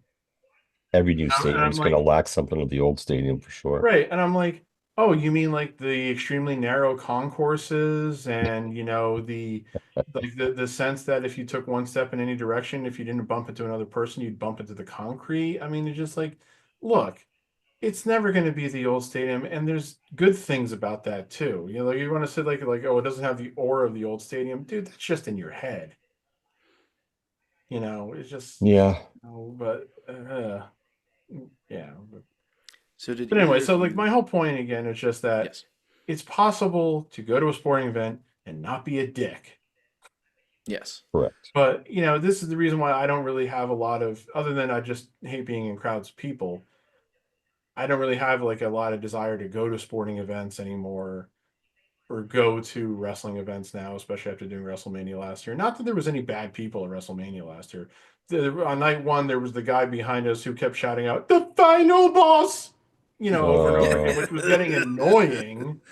But it wasn't like I wanted to go like tell the guy to shut up. Would you He's there shut having up a good already? time. Yes, we know the final boss is here. It's like yes, he was getting annoying, and it's like, dude, you don't need to say it once every 30 seconds. But yes. again, it's like he wasn't being abusive to anybody. He wasn't, so it's like I could just ignore him as best I could after a point. But it just Yeah. yeah, so I don't It know. was interesting though. I will say though the person that annoyed me was it might have been part of that same family, but there was the lady behind us too. She was part of I think part of the final boss family. Um, He annoyed me a couple times with some of it, but I mean, but at the end of the day, it's kind of like they're having fun. You know what I Yeah. yeah. mean? And those are the type of fans like WWE wants at their events. Ones that are having fun, they're invested in those characters. Yes, it was a bit annoying. I will. um, Yes, we understand it's the yeah, final boss. God damn it, shut up. yeah, Yeah, but it's like again, like you said, he All of was you to having stop he it. was having fun. Yeah, He wasn't, wasn't he, harming anybody, bothering right, no, anybody. right. He wasn't getting in anybody's face. He wasn't causing problems. He wasn't being violent, he wasn't being abusive. So he wasn't being obnoxious or anything like that. He was there to have fun. That's what he was doing. yeah. I mean that's what it's supposed to be about. And like I said, me personally, I just don't have fun being in huge crowds of people. That's me. Yes. So but Yeah. so Yes. and I will what say else kind of spurred this on is one of my good friends, former coworker, posted about this on, and he's an Eagles fan. He posted about this on Facebook, and he was immediately jumping to the, "I'm sure this wasn't totally unprovoked" thing, and I basically told him to fuck off yeah. Who cares? because, and luckily other people were agreeing with me essentially on that point because again, like I just said, it doesn't matter if you're provoked. It doesn't mean you have to call a woman the C word. Yes. So And by C Yeah, word, that's we mean unnecessary. Cadillac. yes, Cadillac. I'm going to stand up for a moment because I need to check outside. Oh, it's flurrying, but it's not sticking to anything yet. Yes, At I can least see where I am. yes, I see flakes falling, but yeah, nothing is sticking yet. For those of you who don't know what Jeremy and I are referring to, we are under a winter storm watch for 5 to 8 inches of snow today. Whoop whoop whoop Which whoop. is, I don't know what the forecast is for Philly. I think it's lesser because my parents who live in a more southern part of New Jersey, that's kind of more online with Philadelphia, said that they're being called for like 2 to 4 inches. So I'll Yeah. be very curious to see what the weather conditions are like come 3 o'clock when that game kicks off. Yes, the complete opposite of what it was last time. Last time it was in a southern storm and we got like nothing. We got nothing. Whereas, uh, as Jim Cornette recounted on his podcast, that his slice of life in Kentucky got pelted with snow. So Yeah. Yeah, they shut down the state. that's essentially what he was saying. And it's like, and Joe will probably remember this from when we worked at T-Mobile. So there were Yes. 4 dedicated tech support centers in T-Mobile at the time. There were ours here in Allentown, PA. Yep. One out in Colorado Springs, and the other 2 were in Texas. Hmm. There one, was one was in New Mexico. Yeah, oh, that's right, New Mexico. I'm sorry, but there was a newer one that was in like Frisco, Texas. Yeah, Albuquerque, New Mexico, and then whatever. Yeah, Frisco, Irvine, Texas, whatever the hell it was. They would never close our call center for snow. They would be like, "Hey, if you can't make it in, that's fine." No, they did it. But they would never close our call center. So it was like they would accept the absence, but of course, you also had to use your PTO time if you wanted to get paid. Yep. That's We what ain't always paying you. That's what always annoyed the shit out of me. There was a couple of times where Frisco got like an inch of snow and they closed down the call center, Yes. which made it so then our call center, of course, got slammed with calls.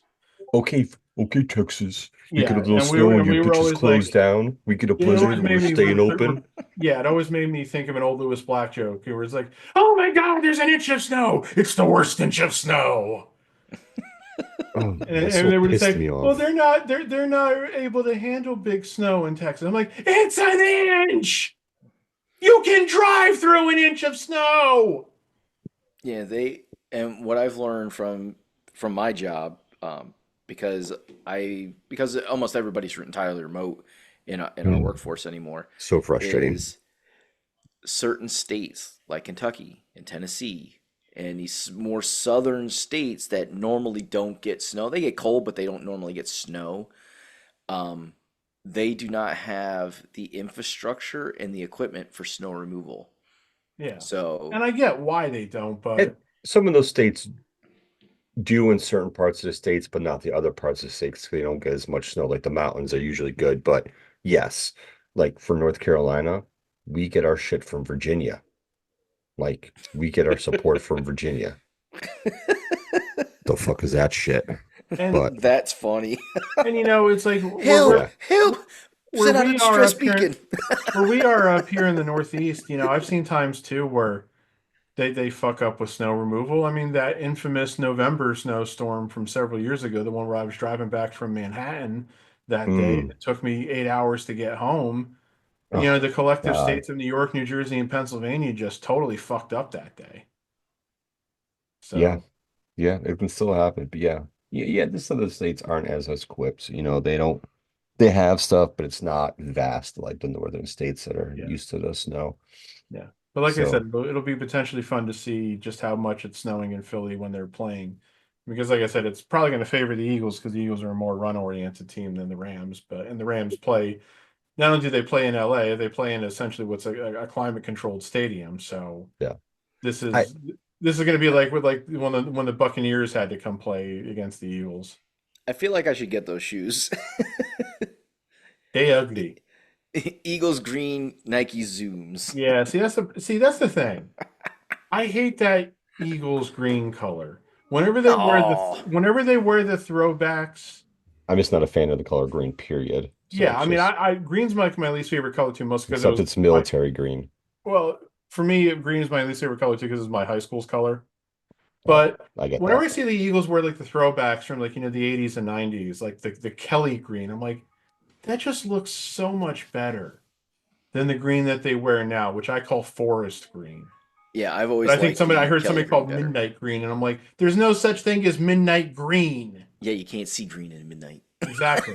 You can see blue Yeah, and black. I always consider There's a I've always midnight considered blue a forest color. green. That's real. Yeah, I know. You can see blue in midnight. You can't see green. But yeah, Bring it here, I'll fix it. it's a Yeah. pain. It's a pain in the neck. So Dad's always fixed everything. Believe me, I know. That's right. We set this alarm up. It never went off on the day that it was supposed to. Now it goes off every day at 11:30. Well, not every day. It only goes off, I think, Sundays at 11:30. Is it Sundays at 11:30 it goes off? I think. That's funny. So here is after watching yesterday's games, most of them. Oh, did you watch the Chiefs game? I only watched the fourth quarter of that game, but I I only saw watched, from like midway through the third quarter on. Yeah. but I did watch the majority of the Commanders and Detroit game. Here's my assumption. And I know the Eagles haven't played yet, so we'll see how they play in the weather. But to be honest with you, just my opinion, whoever makes it to the AFC, I think AFC is going to win the Super Bowl this year. Mm. Just because the teams that are left, based on how their offenses play and how their defenses play, I just see them being more well-rounded to take out the NFC. And at Yeah. this point, I think the Eagles are the only team that have a legitimate defense to counteract anything that the AFC teams throw at them. Well, think about it too. It's like the Vikings and the Lions were two of the three best teams in the NFC by record, and they both home now. Yes. So And the Commanders have a good offense. They displayed it last night. No matter if it was against a decimated defense or not, they have a good offense. Their defense is good, but you still gave up 30 some points. And unfortunately, by you getting a can't defensive touchdown and some turnovers, yeah, you still gave up a lot of points. you can't play that type of defense against any of the three AFC teams that are left, because it's not going to happen. You are going to end up losing those games. Yes, the Ravens have a dual threat quarterback and a very strong running back. You know, the Bills are a pretty well-rounded offense, and the Chiefs get all the calls. Yes, correct. So and I'm not a conspiracy theorist by any means, but I'm not either, but if you look at like I watched last night's game for the Chiefs. Now they had two roughing the passer calls. The one I didn't see, the second one was a late slide, and this is where the NFL really needs to take a look at the late slide thing, because it's gotten a lot of roughing, unsportsmanlike or roughing calls, unnecessary roughness calls. Because I'm saying a bunch of different things because I don't know what the actual call is. I think it's unnecessary roughness. But last night Mahomes did that, and when they showed the replay, nobody hit him. No. They hit each other. Yep. And Yeah. that's a problem because I think the penalties are reviewable now, right? I don't think that one is, because if they reviewed that penalty, I don't see how they could have still called it a penalty. So I have to look that up, because there's something with penalties that could be assisted by New York, where the main Right. thing is. And to be honest with you, something that the UFL does that the NFL needs to do is, in the UFL, when there's penalties like that are in those manner, the UFL, the main office, reviews those and will report to them, hey, that needs to be changed, blah blah blah blah, and they help change Right. calls. Yeah, That's because they're something they watching need it in to real adopt, time. because They're watching it in real time. It'd take 5 seconds for them to pull up that video footage and be like, "Oh, nope, that wasn't really a penalty." can we make sure this is a penalty? Like, it's Yeah. going to change part of the game right now, which it did. Right. You know? And because that play was not reviewable, or maybe it was and they didn't do it in the time fashion in which it needs to be done. I don't know. That's unfortunately, like, none of us know. Maybe Pat can look it up. If what penalties are reviewable by offense or defense. But that changed the tide. I don't want to say completely changed the tide, but it definitely had an influence on that game, because they scored after that, because that was 4th and whatever for them, and they ended up getting a first down plus the penalty yards and ended up scoring on that drive. Now, granted, the Texans didn't help themselves defensively when it came down to other drives. They gave up big plays and the Chiefs. But if you want to talk about how momentum can be a big factor in any sporting event, that definitely took some momentum and gave it to the Chiefs at those times. So I found something regards to that. So technically, penalties are not reviewable, but there is, in 2021, there is the replay assistance. So Well, they replay didn't use official. that yesterday. No. So what it reads on the operations.nfl.com website: replay officials located in NFL stadium replay booths and designated members of the NFL officiating department in Art McKinney Game Day Center, the league office in New York, may provide on-field officials with objective information regarding on-field rulings and correct application of playing rules. Before, replay officials were only permitted to provide input on limited administrative issues during replay reviews. Now they can proactively assist in situations where clear and obvious video evidence is quickly available to assist on-field officials on objective rulings. The new assistance rule applies to plays where there is clear and obvious video evidence.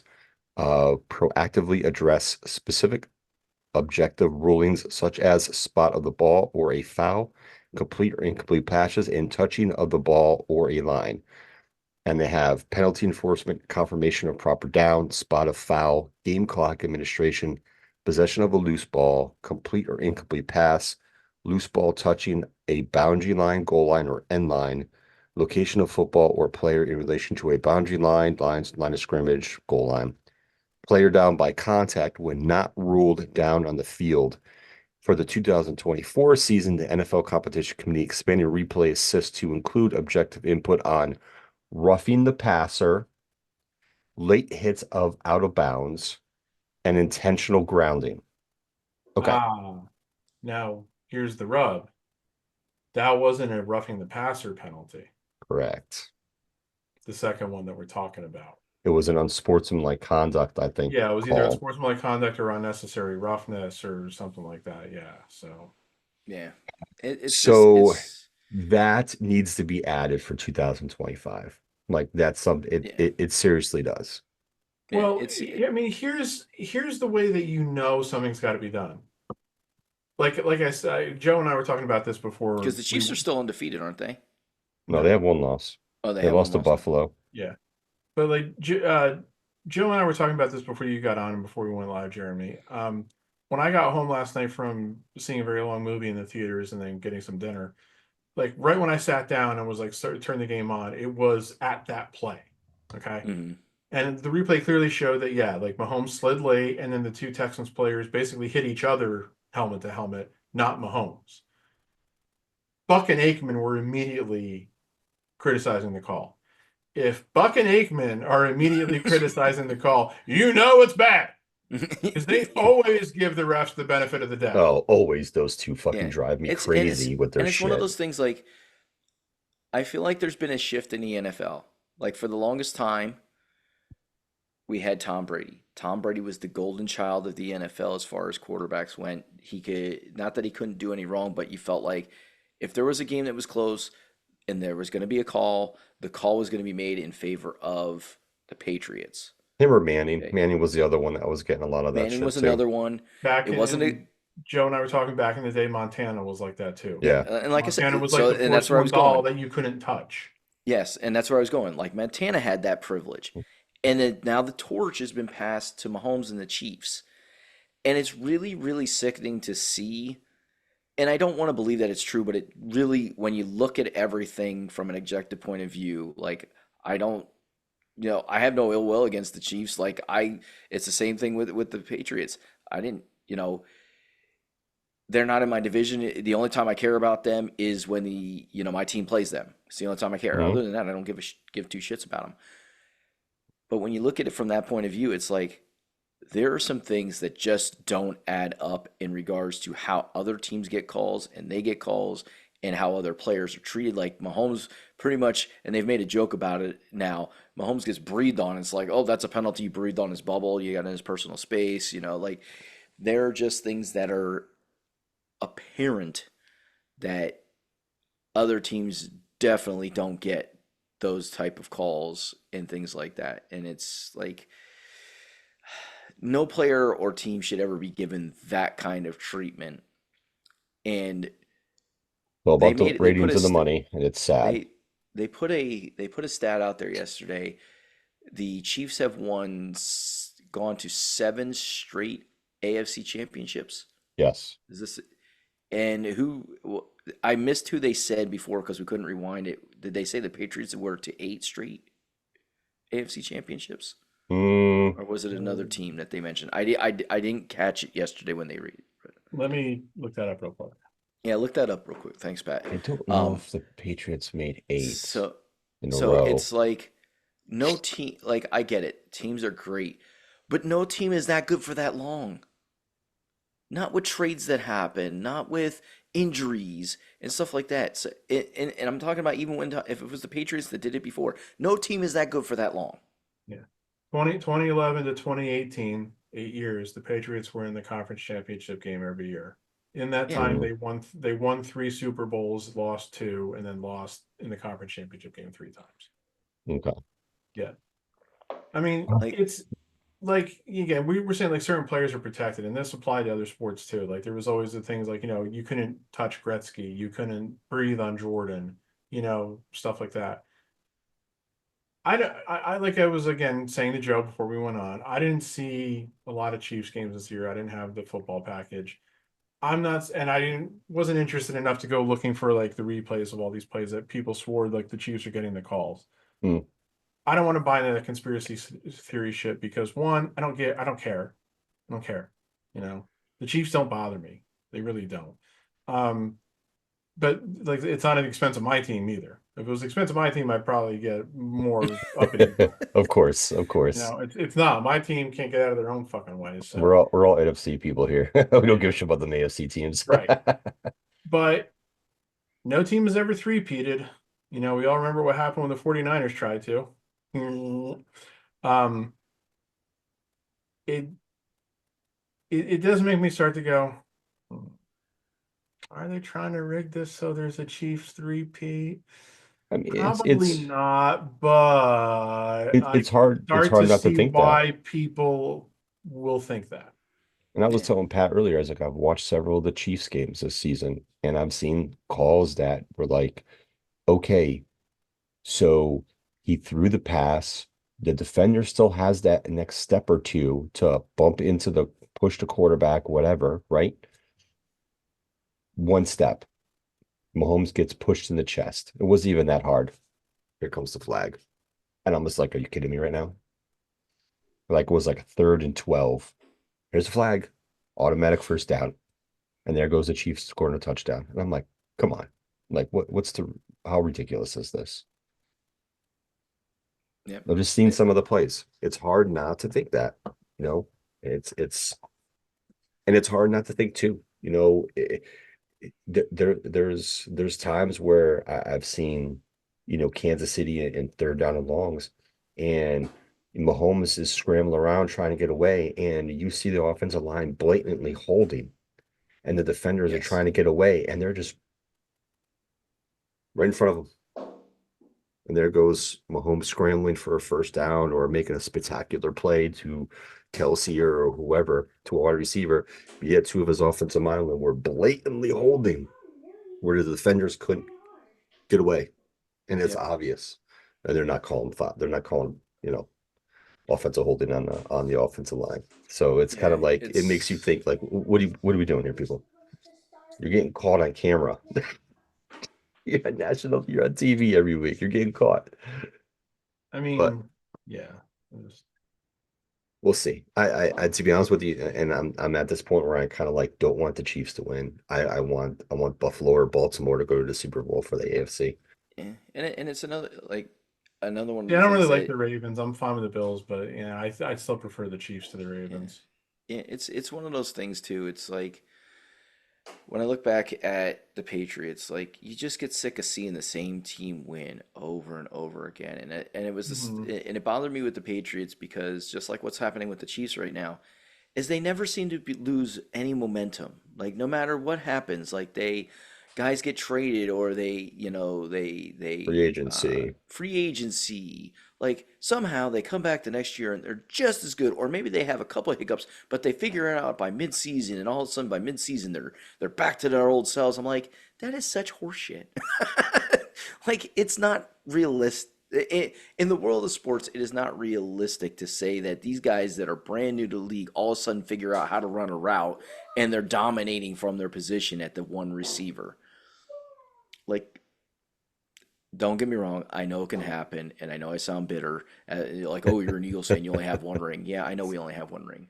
Um, but I've been watching sports long enough to know that every team, no matter how good they are, usually goes through a period of time where they lose players and they are essentially rebuilding. And the Patriots didn't do it until Tom Brady was gone. The Chiefs are probably not going to do it until Pat Mahomes is gone. Yeah. That's not realistic in the world of sports. Where's the rebuild period where you have a year or two where you don't make the playoffs? Or if you make the playoffs, you get eliminated in the first round. Where is that for those two teams? Yeah, well, that's what it is. I mean, if you get a quarterback who ends up being that good for that long, the Colts were never really bad with Peyton. The year he got hurt, they fell apart, and that's when Yeah. they decided to move on from him, draft Andrew Luck, and but if your quarterback play is that good, you're not going to be a bad team. So, No. like And it's people like people like have always made mention about how the Steelers have never had a losing season under Mike Tomlin. Well, they had Ben Roethlisberger at quarterback for most of those years. Ben Mhm. Roethlisberger is going to be in the Hall of Fame. So somehow that didn't quite work out in full for the Giants and Eli. Yeah. that was called poor GM management. Yes, it was. It was not Eli's fault. Seriously, the fact that the Giants could do basically nothing right after their Super Bowl 46 was not an indictment of Eli Manning. It was an indictment of the Giants front office and ownership. It's funny. I've been hearing like people this year, the NFL, some of these TV hosts, kind of, well, if Mahomes wins 3 in a row or something like that, do we put him past Brady at this point? Da, da, da. And I'm like, Not uh, quite yet. I I was like, mean, getting there, but you can't put him past Brady yet. and I was like, one, no, and two, don't forget who Mahomes lost to in 2020. Yes. But He that I believe was, lost. it was. if you want to look at it, that was the I passing of the believe it was the torch game. Brady Like, I can bunch. still beat you, but you now officially Yes. get the torch because you played competitively against me. It was like, Well, yeah, what it was like. There was a movie in the mid '60s with Steve McQueen called The Cincinnati Kid. It was about like this high stakes. He was like a high stakes poker player, and he like beats everybody. And then he has like the big match against like the old veteran card player played by Edward G. Robinson at the end of the movie, and Edward G. Robinson beats him at the end. And there's like this really famous shot where he's like lighting a cigar and he's like looking at the camera. He's supposed to be looking at McQueen, and he goes, "You're a good kid, but as long as I'm around, you're second best. Might as well learn to live with it." And it just sums up the movie perfectly. So yeah. I mean, listen, Mahomes went against Brady. Brady came out on top. So think people forget those two faced each other in the Super Bowl, and Brady came out and won. You don't just put Mahomes ahead of Brady as of yet. He's got I to think do. people want to like not remember that because Brady was playing for Tampa. Yeah, and it's And so shitty. It's like, come on well, now. because at the end of the day, watching Brady play in a uniform that wasn't the Patriots still looks really fucking weird. It It's like is. when Montana went to the Chiefs and Unitas went to the uh was it the Rams or the Chargers? The Chargers, or Reggie White with the Panthers. Yeah. Emmett Smith with the Cardinals, Jerry Rice with the Seahawks, Franco Harris with the Seahawks. Just so many times you could see like where that guy played like the last couple years of his career with a team that wasn't the team that he had always played for. I got something left in the tank. It's like thankfully we Always. never saw Dan Marino in a non-Dolphins uniform or Lawrence Taylor in a non-Giants uniform or Walter Payton in a non-Bears uniform, Thank so God. Um, those would have just looked so wrong on so many levels. So One thing about this year's Super Bowl, it will break the tie because there is a 27-27. There's a AFC's won what? 27 Super Bowls. The NFC's won 27 Super Bowls. Ooh, breaking the tie. Breaking the Joe, tie. what is 27 plus 27? I don't know, 54. Oh, I see what you're doing. You're cheating, bastard.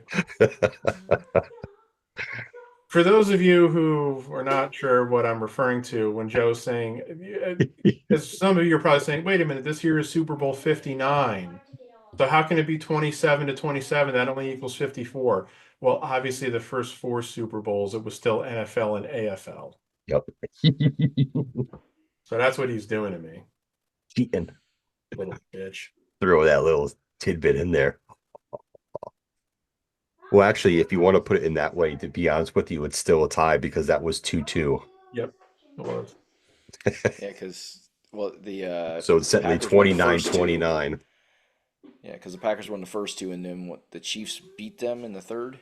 No, the Packers won the first two Super Bowls against the Chiefs in Super Bowl one, against the Raiders in Super Bowl two. Super Bowl three was the Jets over the Colts. Oh, that's Yeah, right. because the Yeah. Colts were an NFL team. They were one of the three teams that Yes. switched to the Yep. They were AFC when the Baltimore at the merger time. happened. Yes. Yeah. And that's the game that everybody, of course, says saved the merger Yeah, because if you want to say because the so. Packers had so thoroughly dominated the first two Super Bowls. People were like, the AFL obviously can't compete with the NFL. So, but yeah, just so that the AFL Jets beat Good the old NFL Broadway Colts. Joe. Yep, in Super Bowl three. The AFL And won then like Super Bowl four the was the next Chiefs over three. the Vikings. Yeah. And then Baltimore beat the Cowboys the year after that. So Yeah, the first year post merger, the Colts, who have just moved to the AFC, are the Super Bowl champions. yeah, funny. And then, of Um, course, the Seahawks switched conferences, but um, the Seahawks never made the Super Bowl as an AFC team. So Yes. I still have issues thinking of them as an NFC team for some reason. And yeah. then in baseball, the Brewers started as an American League team and made one World Series as an American League team and are now in the National League. And the Astros started as a National League team, made one World Series as a National League team, and have now switched to the American League, where they've actually won a couple. And fuck the Astros. Yeah, and that's the weird one for me because I remember as a kid the Astros being part of Yeah, The and National League. the yeah, and the National thing is League. too, like their Yeah. switch happened. Their switch happened much later than the Brewers did. Like the Brewers started in 1969 as the Seattle Pilots. The team essentially folded after 1 year in Seattle, but they were bought out by people who moved them to Milwaukee, and they became the Brewers. And so they were the Brewers in the American League from 1970 um, to 1997, and it was 1998 when the second 90s expansion, which gave us the Rays and the Diamondbacks, came into the Brewers, switched to the National League. Yeah, But see, then and the I think I would Astros didn't remember that switch to too, the but American League evidently I didn't care until about the Brewers. yeah, the Astros didn't switch to the American League until 2011, 2012. Yeah, theirs was We're so talking much later than everybody else's. right. And they had obviously been playing in the National League since 1962, so yeah. So, one other thing I wanted to mention Okay. Yes. Is this We're a gonna quick one or is this a long one? is why I'm just wondering. Because moderate. I have to excuse myself. So let me excuse myself and then you can come. Okay, okay, okay. Wow, he's gonna excuse yourself so you could come. Oh Yeah, God. that's weird. So hey, let's just pivot real quick while he's Oh away. boy. The Baseball Hall of Fame announcement is coming up on Tuesday.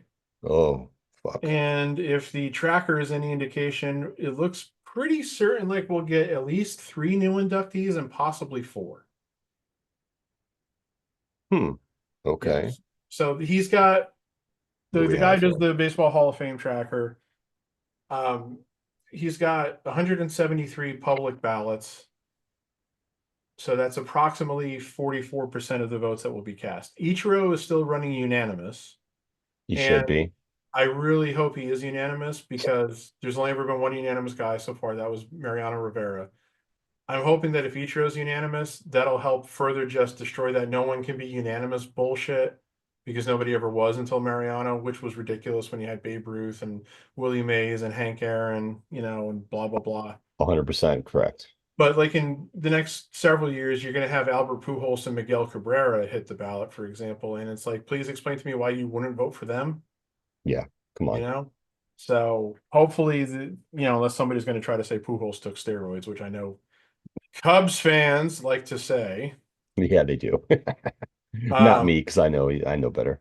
but I'm just hoping that just further breaks that down. So Ichiro looks like a lock. CC Sabathia, who's in his first year on the ballot, he's running at 93%, which now these vote totals will come, like the percentages will come down once the final results come out. Yeah. But so you got to get 75% to get elected. I don't think The results are in, and you're since not they've the been doing father. this tracking, I don't think anybody's dropped 18%. So I think CC's getting in. Billy Wagner looks like he's going to get in on his last year on the ballot because he's at 85%, but he fell 5 votes short last year and he's picked up like 9 votes this year. So the one who's That's on the good. border right now is Carlos Beltran. He's running at 80%. but his drop last year when like the final results came out was about 9%. So he could drop below 75. But that might give momentum to him getting elected next year when there's no good first timers coming on the ballot next year. The best first timer on the Baseball Hall of Fame ballot next year is Cole Hamels, which, no offense to Cole Hamels, I don't think he meets the Hall of Fame standard. And if he's the best first timer, then obviously it's not a strong incoming group. No. Yeah, I like Cole Hamels, but when you look at his overall career, does he really have the stats to say he's a definite Hall of Famer? I don't know. It's hard to say because Jason Stark, who used to work for ESPN, now works for The Athletic, when he revealed his ballot last week, he had an article, he went in depth about how the evaluations for starting pitchers are going to have to change because the way starting pitchers are used now and have been over the last 10 to 15 years, you're not going to have these workhorse guys who threw 250 innings like they did in the 70s and 80s. So you're going to True. have to stop comparing them like along that. And so Yeah, we'll see compare how them it to the goes. people in their specific eras, not from No, before. Right, and you and can because use strikeout to. you still got Andy Pettit and Mark Burley on the ballot, and Felix Hernandez hit the ballot for the first time this year. None of them are close to election, but Pettit's picked up a lot of votes this year, and Hernandez has started at a level where while he's nowhere close to election, you could see it possibly building over the next few years. So because current starting pitchers, like we know Verlander will get in, we know Kershaw will get in, we know Scherzer will get in. Zach Greinke should get in, but then after that, you're kind of going. There's nobody who's going to hit those old traditional milestones for pitchers. Nobody's going to get 300 wins. Nobody's that close to 3,000 strikeouts after those guys.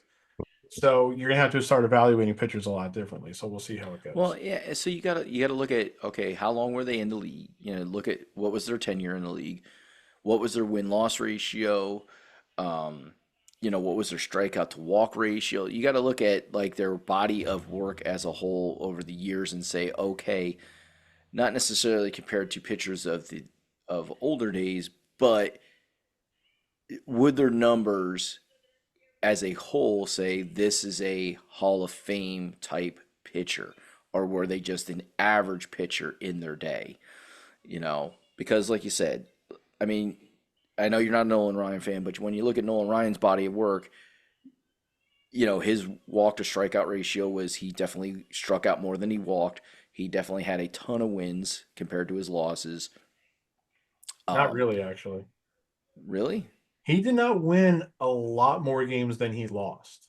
Really? What was his win-loss ratio? I'll pull it up. I'm interested on that because I could have swore he was I'm looking at much Carlos more. Beltran's stats here to see if I think he's Hall of Fame worthy.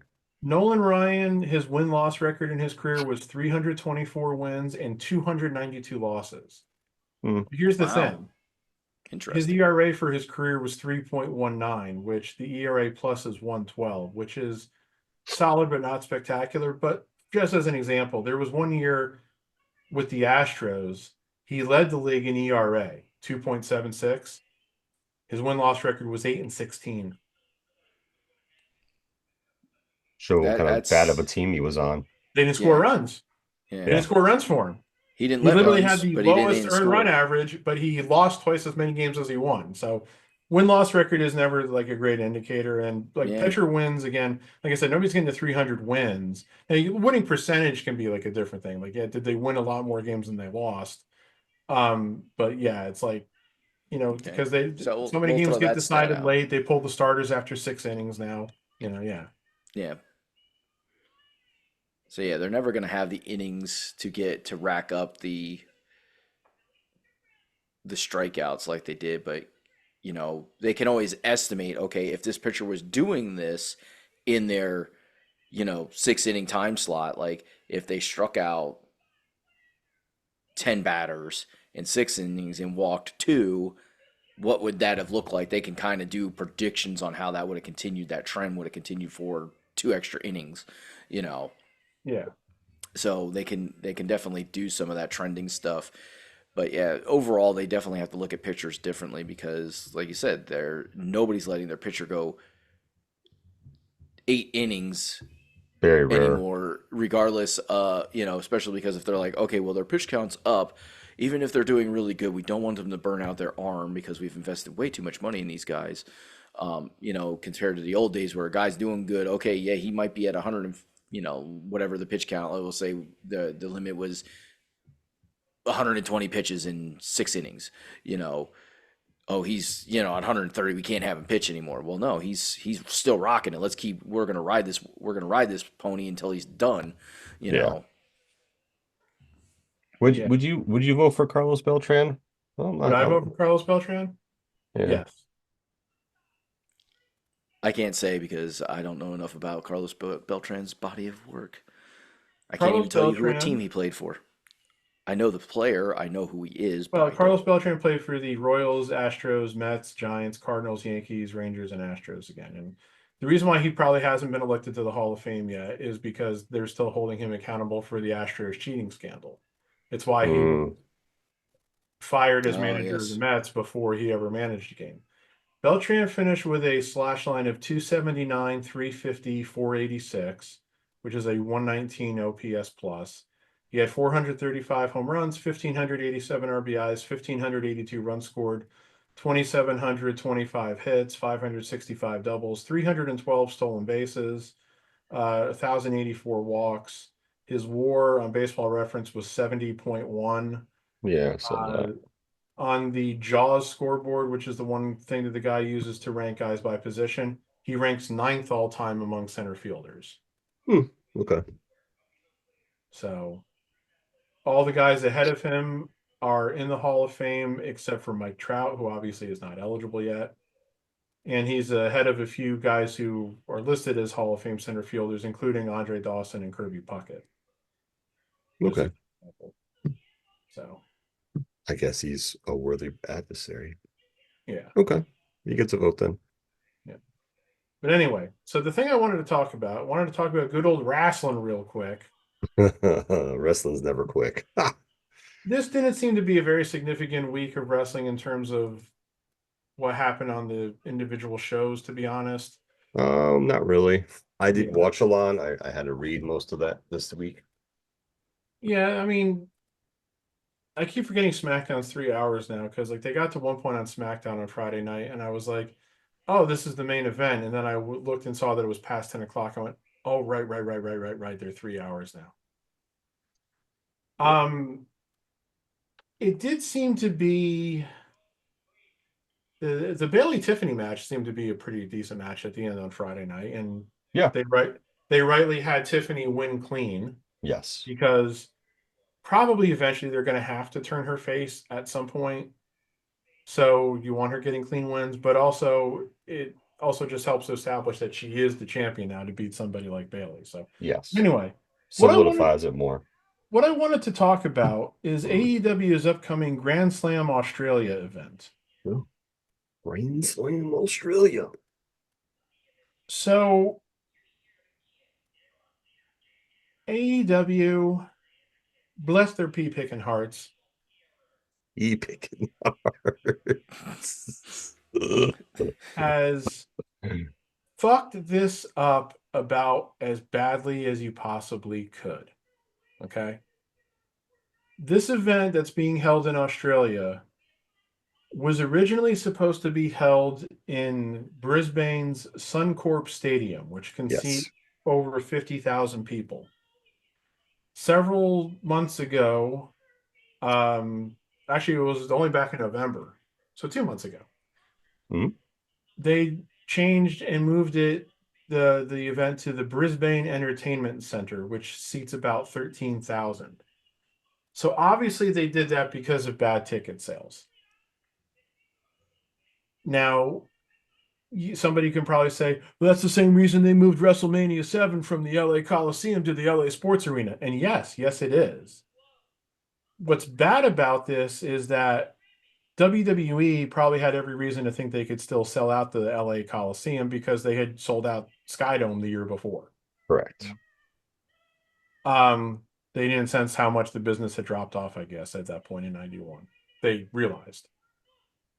AEW hadn't run an event in Australia yet. It was very naive of them, I think, to think that they could sell out a 50,000 seat stadium because they had sold out Wembley. England and Australia are very different markets. So So that's the first problem, is that they had to move this event because of bad ticket sales. The second problem is Australia is a far, far, far, far, far, far, far, far, far, far, far, far, far way away. Hmm. Now, they never announced that this was going to be a pay-per-view, but I think that's what everybody was thinking, even though the prior Grand Slam events, which were held in Arthur Ashe Stadium in New York, were special events, but they weren't pay-per-views. Okay. Yeah, because it was supposed to take place on Saturday, the Right. 15th. Right. Somebody, I guess, didn't, like I said, we don't know for sure that they were planning on doing this as a pay-per-view, but that certainly seemed likely. Somebody, I guess, didn't really seem to realize that with the time difference, it was going to make this very hard to do as a pay-per-view. Because this event is going to start at 5:30 p.m. Australian Eastern Standard Time, which is 2:30 a.m. United States Eastern Standard Time. Correct. And obviously nobody is watching a pay-per-view event at 2:30 a.m. No. I mean, WWE can get away with that because their events are on the network and people can just go watch them then at their leisure because they'll be up there as soon as they're concluded.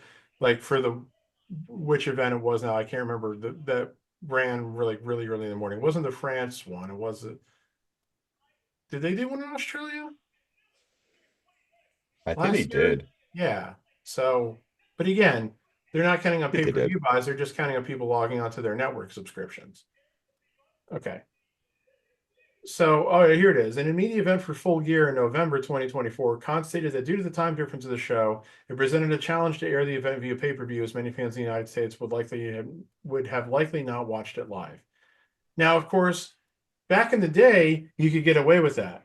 Obviously, SummerSlam 1992, which was held at Wembley Stadium, didn't air live in the United States on pay-per-view. Nope. But there was no internet in 1992 where you could just go on and see what the results were and know that Davey Boy beat Bret Hart in the main event, Correct.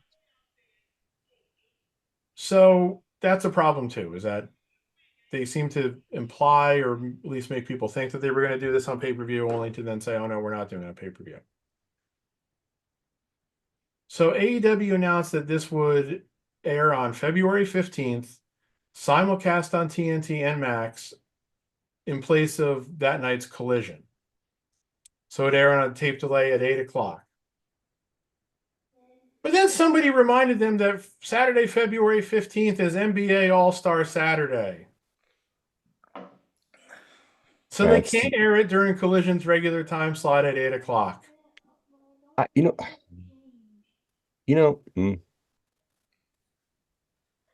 Well, is the NBA on TNT this year, or is it on something else? Is it on something else? I guess it's on TNT.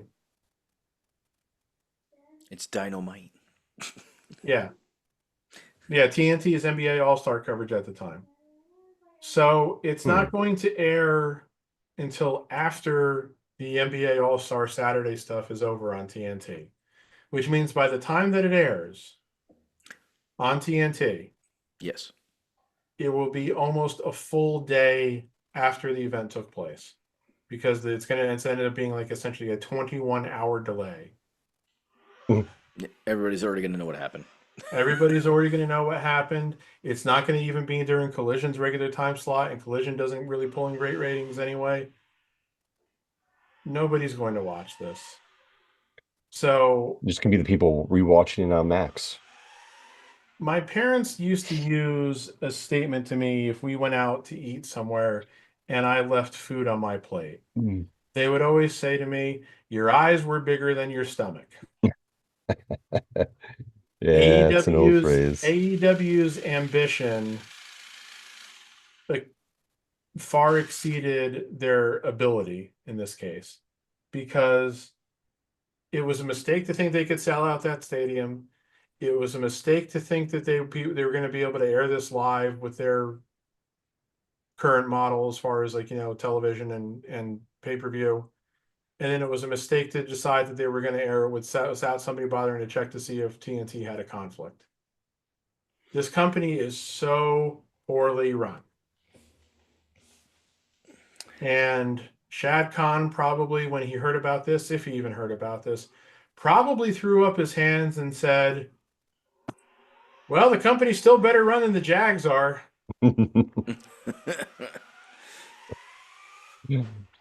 Oh, by the way, Yeah. by the way, real quick, I saw this on my Facebook feed a little while ago. This is switching subjects, but because I mentioned the Jags, um, there's a growing frustration with Steelers fans with Mike Tomlin. Yes, he's never had a losing season, but did you know that since the last time Mike Tomlin won a playoff game, Doug Peterson was hired, Doug Peterson won a Super Bowl, Doug Peterson was fired, Doug Peterson was hired, Doug Peterson won a playoff game, and Doug Peterson was fired? That's kind of funny. Honestly. That is kind of humorous. But yeah, AEW, Jesus Christ, get your fucking shit together. It's And bad these are- enough that the on-screen product is terrible with bad booking. You know, say what you will about the matches, they're not for me. I've said this many times, but obviously that's what they can still hang their hat on. But their booking is shit. The people running the company don't know what they're doing. They just don't. It's pretty fucking obvious. I don't know how Tony Khan supposedly runs AEW and runs Ring of Honor and has some prominent role with the Jaguars and supposedly runs this analytics company. Does the motherfucker ever sleep? Or is he just on coke highs all the time? and his football team too. Don't forget that one. Oh yeah, Fulham too, yeah. And it's like the fan bases of the soccer team, I'm sorry, the football team and the Jaguars like despise them. So, and apparently some people are turning against his booking in AEW now too, which the ratings I think kind of reflect, but they ran that 12-man tag match on Collision last night. And I was like, why was Jericho's group teaming with Moxley's group? Don't Jericho and Moxley hate each other? Yep. And why are you doing a 12-man tag?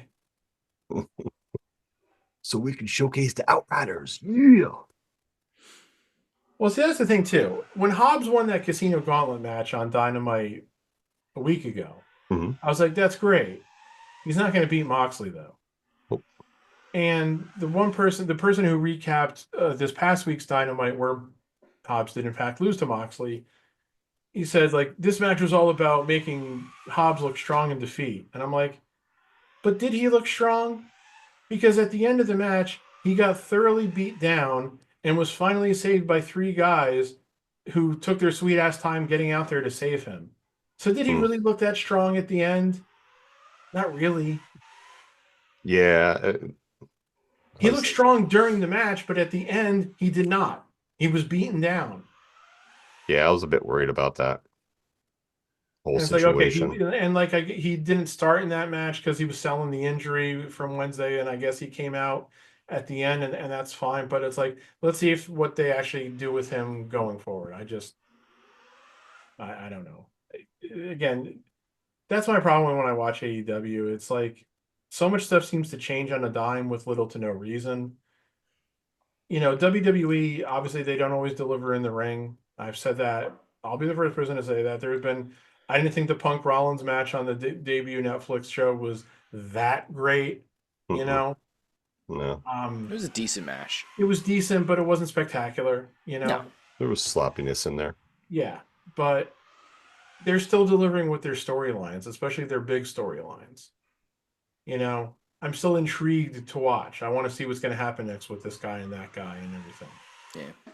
I don't feel that with AEW, no matter who you're talking about. The Rollins Punk match for me was too much of them using each other's moves, or more or less the go-to sleeps. There was a lot of GTSs in that. There was too many match. false finishes in that match too. It's like, again, I understand they wanted to make it a big deal, but it's still a TV match. Again, there's a reason why you only do so much on TV. It's so people will watch your pay-per-views or your PLEs, which depending on which company it is. You don't need to go all out in every TV match. No. Something that Will Ospreay doesn't seem to understand. Just as a prime example. Yeah. There's times where I wish he would slow down a little bit, even though, I enjoy watching his wrestling matches. He does need to. I'm not saying I dislike Ospreay, but it's like slow the fuck down, leave Yeah. space for other people to do their shit. Yeah. It's just another tidbit that this company needs to work on to survive. And to be honest with you, they have 3 years. They have 3 years to figure it out because they're financially protected for the next 3 years from the WB. And then Yeah, after that, provided that there's no like out clauses in that deal or anything yeah, like that. yeah. Yeah. So, I mean, I think it's 3 years and there's an option for a fourth. So they have 3 years to figure it out to right the ship, you Right. know? I mean, I've never been one of those AEW is going to go out of business guys because I understand who funds them. As long as that guy is willing to fund them, they'll be fine. Yeah. Will he be willing to fund them without a TV deal? If in 3 years WBD says, because who knows what that company's going to look like in 3 years? They've got so much turmoil. But if it gets to be 3 years from now and they go, we paid you all this money, we don't feel we got the return, we're canceling the option and we're not interested in bringing back your product. They're going to have to go begging for somebody else to pick them up, and I don't know who that would be in 3 years. I'm not going to Well, try to TNA's been able to speculate on do it that for many, many conversation. years. Right. Can we come on your network? That's what it would be. Because look, Hey, ultimately, Access, you have room for us? right. But again, I mean, but because I like to liken it to latter day WCW so much, what ultimately killed WCW? They canceled Nitro and Thunder, and they didn't give them a chance to go find another. They didn't give Bischoff's group that was about to buy the company a chance to go find a TV deal with somebody else before they turned around and sold it for pennies on the dollar to Vince. Yeah. So if WBD, and again, I'm not saying WWE will decide to cancel them in 3 years, but if they do and they can't get another TV deal, I can't see Shad Khan continuing to fund it at that point. I think at that point he'll say, Tony, I've given you 8 years of this. You didn't turn a profit, or if you did, it's just like I didn't see my return on all the money I gave you for this. Yeah. It's one And of the obviously, we things. don't know what those numbers are. It's just all speculation, but it does seem very hard to see exactly where they're making money The other because thing, they spend so much. the other thing too is what people don't realize is ratings matter, and that new trademark that AEW did last year for what was it, Shockwave or whatever it was called, the show that was supposed to be on Fox. That's not So going to be on Fox now. correct. Yes, because it's because of the ratings. They're looking at both their shows. Yeah, your ratings are decent, but they Fox has higher expectations than the WB when it comes to their sports that they put on their networks for ratings, which people will be like, well, they put spring football on there. Well, football is a tad bit different when it comes to football and professional wrestling. So Football, even the spring football, is a bit ratings proof in a way. yeah, but and so And spring obviously, they're not football, expecting spring football to draw NFL numbers either. no, but spring football was able to pull over 1 million views plus per game as well, where When's the last time AEW ever pulled a million? it's been a It's been a while. long time now. So they saw it as something that wasn't going to be profitable for them or something to do. So something that was in talks that was supposed to happen. Fox decided to, at the end of the day, we're not a big fan of the ratings, maybe down the road, and they nixed it. So it's ratings have mattered all the way back into the 80s. It's not some new phenomenon when it comes to shows and ratings. It's just ratings are a little bit different these days.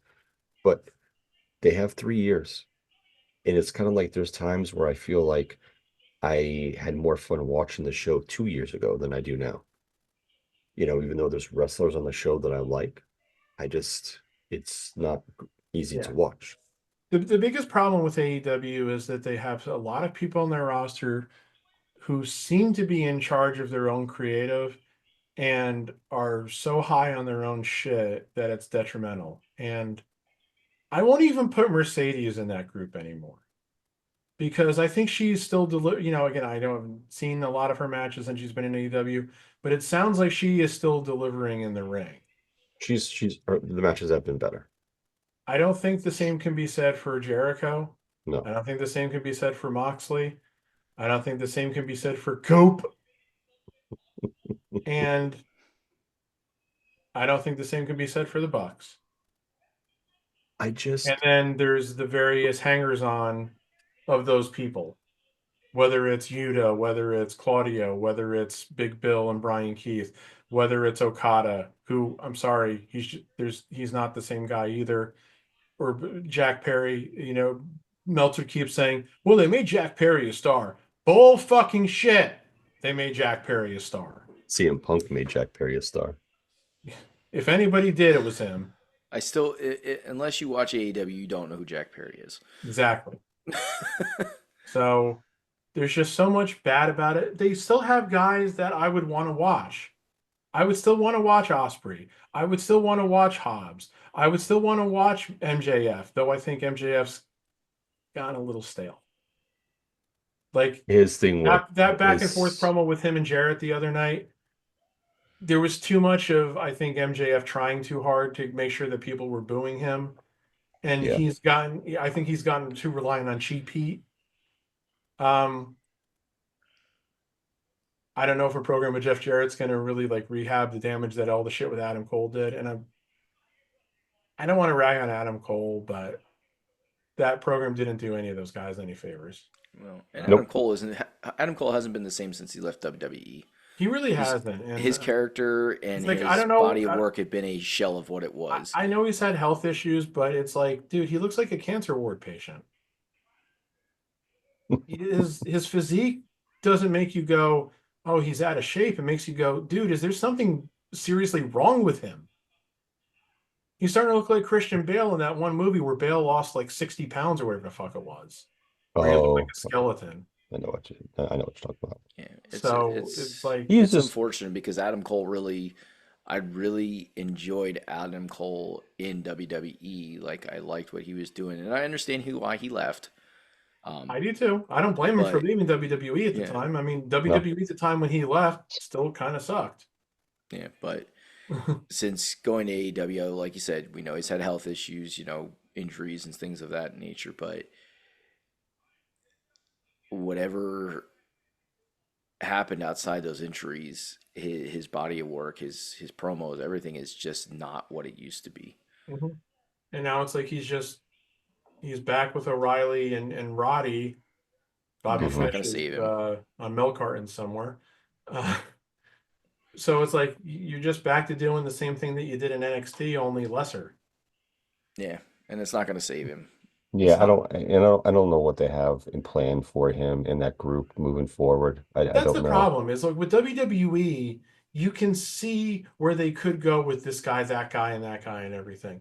In AEW, you can't because it's so haphazard, slap shot booking and everything. You're like, all right, what do you do with this guy now? Well, fuck if I know. It's like, what exactly is Osprey doing right now? He's feuding with the Callis guys? And so is Kenny now that he's back? Yeah, they're going to take out the Callis family. But who cares about the Callis family? They haven't really been relevant. Well, two of them are relevant in that group, but I mean, a group as a whole have not been. There's at least one guy in the Callis family who I think still has a lot of potential, who I don't think they're utilizing very well, even if he's carrying a title right now, being Takeshita. Takeshita, I Fletcher's good too. Oh well, yeah. I'm sorry, I forgot about Fletcher. But after those I think there's still potential with Fletcher there too. But after those two, the rest of that so-called group isn't really anything. It's just those two guys. I don't want to see Lance Archer and Brian Cage, especially Brian Cage. I look at Brian Cage and you know what I see? Steroids. Yeah, I mean, I'm fine with Brian Cage. I don't. Unfortunately, Lance Archer, I'm over. Let's be honest. Let's look at every Wednesday and Saturday. How many ex-WWE guys do we keep seeing every single week? Mm-hmm. The exact same thing that they said they weren't going to do. That TNA did. And Ricky Starks. Yeah, I'm such a Ricky Starks fan, and like he's still sitting on the sidelines. Well, the funniest thing is that one of the things that I think is definitely working in AEW right now is the Hurt Syndicate, or whatever the hell they're called in AEW. I think that's one thing that is actually working in AEW right now. But it's three former WWE guys. yesterday, Cage Side Seats, well, in their Rumor Roundup article was quoting the Observer, so grain of salt. Take that with a grain of salt. The Observer indicates that Miro, Ray Phoenix, Ricky Starks, and Malachi Black will all sign with WWE after their AEW contracts expire. In fact, WWE is already taking or talking creative ideas for Black right now. Now, okay, I we know don't where want Ray Malachi Phoenix Black fit back. in with WWE now. They've just put him back with Penta, which is fine. Well, Phoenix is going with Penta, so that makes absolute sense. Right. Ricky Starks, I think, would have to go to NXT, and I think he'd be fine there. Miro, I mean, again, I liked Rusev. I liked Rusev Day. I don't know if they can really recapture that. The guy's been gone for so long now, too. It's like I'm over Rusev at this point. Miro, right. I Malachi Black, I'm just gonna be blunt. I've never seen it with him. I don't think I ever will. And what are they gonna do with him when he comes back? They're gonna have him doing all this spooky shit again. It hasn't worked. Going with No, the Wyatt I've Six. never been a fan of Malachi Black and whatever his name gimmick was in WWE. Well, it was Never. Aleister Black. It was basically Yeah, the same Aleister Black. gimmick. Yeah. But I've never been a fan of him. I'm like, I They want to pair him I've with his never been a wife, fine, fan. but that's such an odd looking pairing. Yeah, I've never been a fan of the I'm indestructible when the guy doesn't look indestructible. Hmm. Like, and I feel like that's what they did with Aleister Black, now Malachi Black. Like, they made him this guy that just never seems to get hurt, but he doesn't look like a guy that you couldn't hurt. Like, he looks hurtable. Like, He I've looks always sickly hated at that. times. Like, and they did that with Damian Priest too. They made Damian Priest look like that. Now Damian Priest has changed his physique since he got, from his initial push to now, he's changed his physique. Now he looks more impressive and looks like a guy that would be hard to hurt. But now he doesn't sell it like that. That is not his gimmick anymore. He is not the guy that's indestructible. So I'm glad they got away from that with him. What was another one that WWE did the indestructible gimmick with, like this, and it didn't make sense? Oh shit. And it's recent. I'm thinking of recent wrestlers. I just Oh, I Malachi Black coming to WWE is not it's not going to be anything of substance. Honestly, no. he's going to be a mid Carter. well, that's the thing. When I see that, like the WWE is intending to bring all those names in, it's like, dude, they got to find a way to like cycle guys in and out so they both stay fresh but don't get stale. But I mean, like not to get so, but that people like don't forget them. Like like rotate guys around. Yep. But it's like this is a kind of a bad year to do that because you got Cody, you got Roman, you got Seth, you got Punk, you got McIntyre, you've got Sammy, you've got KO, you've got Jey Uso, you've got Jimmy Uso. They're all up pretty close to the top of the card and everything. And then you've got Damian Priest, who's kind of now that presumably this whole thing with the Judgment Day is over. He's You kind got of Gunther. you got yeah. He's carrying one of your main belts, and I fucking forgot about him. So, Yep. and you're doing the senior stuff. So it's like you got to figure out a way to balance all this shit out. And the problem is the way that you do television now isn't conducive to that. If you were doing television the way you did at the end of the Attitude Era, where you were only having 6-minute TV matches, but you had 7 or 8 matches in a 2-hour show, fine. But that's not what you're doing right now. Nope. You're running 2.5, 3-hour shows where you only have like 4 or 5 matches because you spend 10 minutes on fucking entrances. So Yeah. you're gonna get like AEW in the sense that you've got too many people on your roster that you know what to do with. And yes, I understand they have NXT, but then NXT's roster seems kind of crowded too. They That's almost more for need development too, so it's they not. almost need a 4th show. And I don't mean speed. No. I mean they need to bring Yeah. back like Sunday Night Heat or Velocity or something. I don't fucking know. Out of all those names you listed, the only ones I want to see in WWE would be Ricky Starks and Phoenix. That's it. The rest I have zero interest in. I'd be kind of curious to see Penta and Phoenix in the tag division. I I mean, think it would because be great. some people, of course, probably say, "Oh, they're going to be watered down compared to what they would be in AEW," and I would counter and say, "Watered down or properly restrained, so that their moves actually have impact." Yeah. Ricky Starks, yeah, I think he's actually got potential. That's why I say you have to put him in NXT, though. But yeah, it's like I said, I never saw it with Malachi Black, and I think Miro, Rusev, I think his time unfortunately is gone by. That's why people say like somebody made reference to like maybe they'll give a Keith Lee a chance in AEW now, and I go, dude, even leaving aside his injuries, Keith Lee is done. Yeah, There is no saving Keith Lee. no. No offense to the guy, but he's been Even so going, mismanaged by both companies that he's yeah, been destroyed. yep, So, I 100%. mean, we know some wrestlers just unfortunately get destroyed by bad booking and bad gimmicks. Hmm. Listen, Terry Taylor never really recovered from the Red Rooster. listen, Love the Red Rooster Omos too. is in New Japan now. I did not know that. Yeah, That's a perfect place for him. he is in New Japan, and he won one of the tag team belts. Interesting. Yep. So is he not under WWE contract anymore then? Because how else would he appear for New Japan? Nope. He I don't must know not. if it Yeah, he was. must not be because there's no way. I can't see how WWE would ever allow him to appear for New Japan, considering their relationship with AEW. It's like Yeah. we haven't talked about the whole WWE TNA partnership thing here because that's We'll something save that that for another week. well, yeah, that's something that I'm not so interested in seeing knowing about the business details. I want to see what's going to happen on screen. We know we're going to see TNA guys in the Rumble matches. That's a gift. 100%.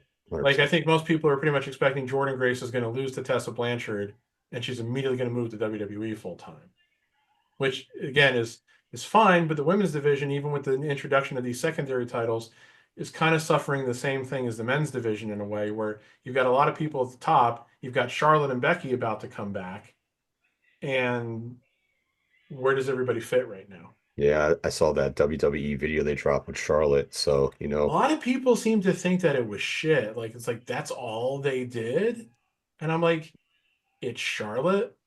what do you need to do? Like, We know who Charlotte is. yeah. 14 Are you time women's sure? champion.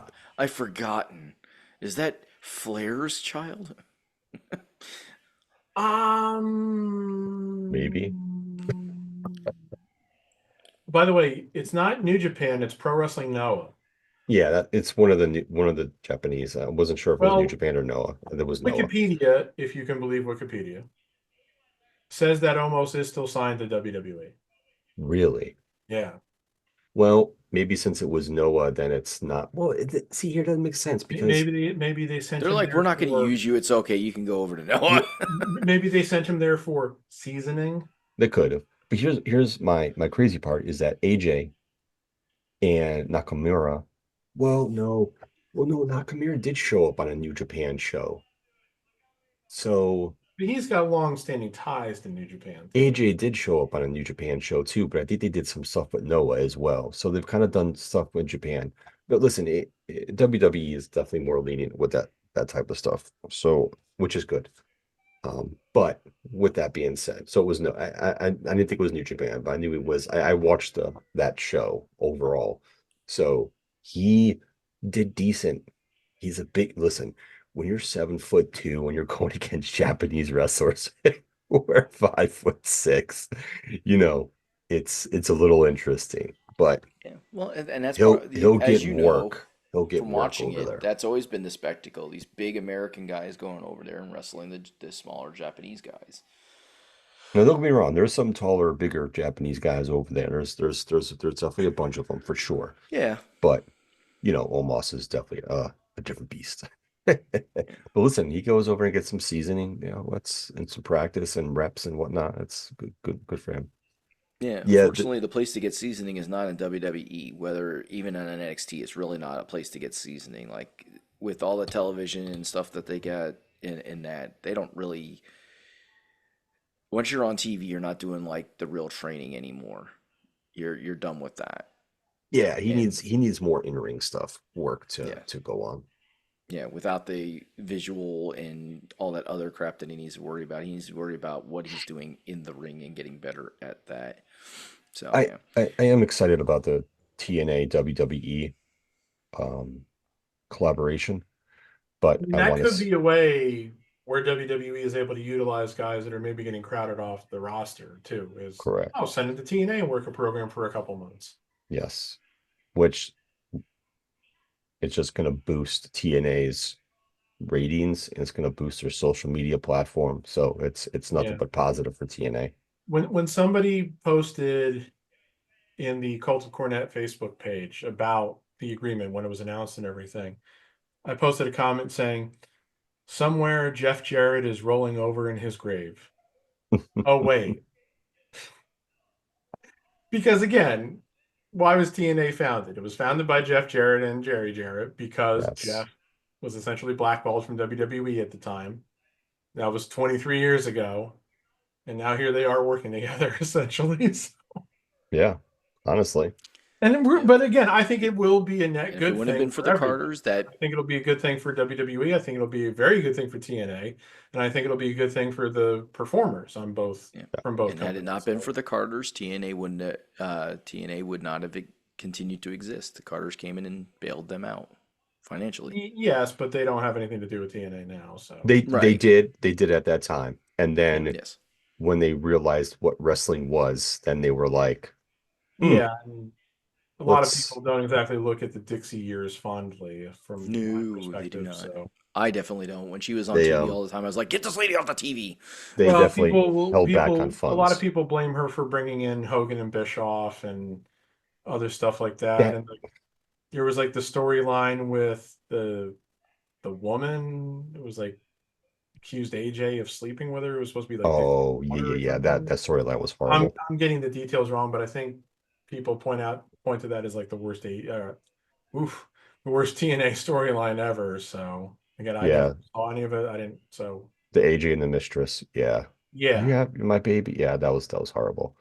The but the Hogan stuff in Bischoff is they just need to stop with that because I remember I tuned into that first episode of Impact where Hogan and Bischoff were on for the first time, and they ran it on Monday night. Because they were trying to like start a new Monday Night War, and I think by the end of the show, I think I said that was shit. yeah, it wasn't Like great. they're relying on nostalgia and like thinking that Hogan is still relevant right now, and I'm like, I'm not seeing how this is going to work. So Yeah. I also remember on that show, Jeff Jarrett came out and cut like a face promo in the ring, even though he hadn't been a face at that time. And Hogan was like talking down to him from like the screen, and people were cheering Jarrett. And I think I said right then and there, I'm like, yeah, this ain't gonna work. So the No. fans are gonna turn on this shit sooner than later. So Yep. hey, I guess All those right. fans were the first really smart fans to say, fuck you, Hogan. Oh man. Obviously, All I'm not right. talking about when he joined the NWO and all that. So Yes. Yes, yes. that All was right. supposed to happen. Yes. All right, gentlemen. I think that brings us to the end of our show today. Real quick. Yes. What are our Oh. predictions for today's game? Eagles and Bills. Sorry. Eagles. I want Bills, but I think the Ravens might win. That's how I feel too. I think the Eagles are definitely beating the Rams, and I want the Bills to win, but I think the Ravens are going to. So that would give us, well, it'll be whoever wins the Ravens-Bills game at the Chiefs next week, and the Commanders at whoever wins today's game, the Rams or the Eagles. Yeah. Which would be funny if it was the Rams, just because the Commanders had a better record than the Rams, yet the Rams will get the home game because, yay, we won a weak division. Hey, perks of winning your division, man. Perks of winning. Well, that's something that's always bothered me about the NFL playoff format. I just wish they would. Yeah, I mean, yeah, okay. I understand wanting to value winning the division, but again, this year especially showed that not all divisions were created equal. So, Yeah, it's not something that happens every year too. So right, it will. It's a variance. It's a fluctuation. It's just going to be a thing that happens. Yeah. yeah. So, All right. all right, Well, but we've that's enough for me. Okay, good. Thank goodness. Phew. Long-winded today. No.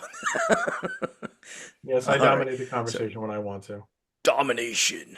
I predicted. It's funny. Yesterday when the Lions, real quick, when the Lions Commanders game came on, I was like, I'm predicting Lions domination. I was a little wrong on that. Well, did you Just know a that tad bit. Mr. T only ever made one prediction in his life? What? Mr. T only made one prediction in his life. Okay. Pain. He was 100% accurate. Yes.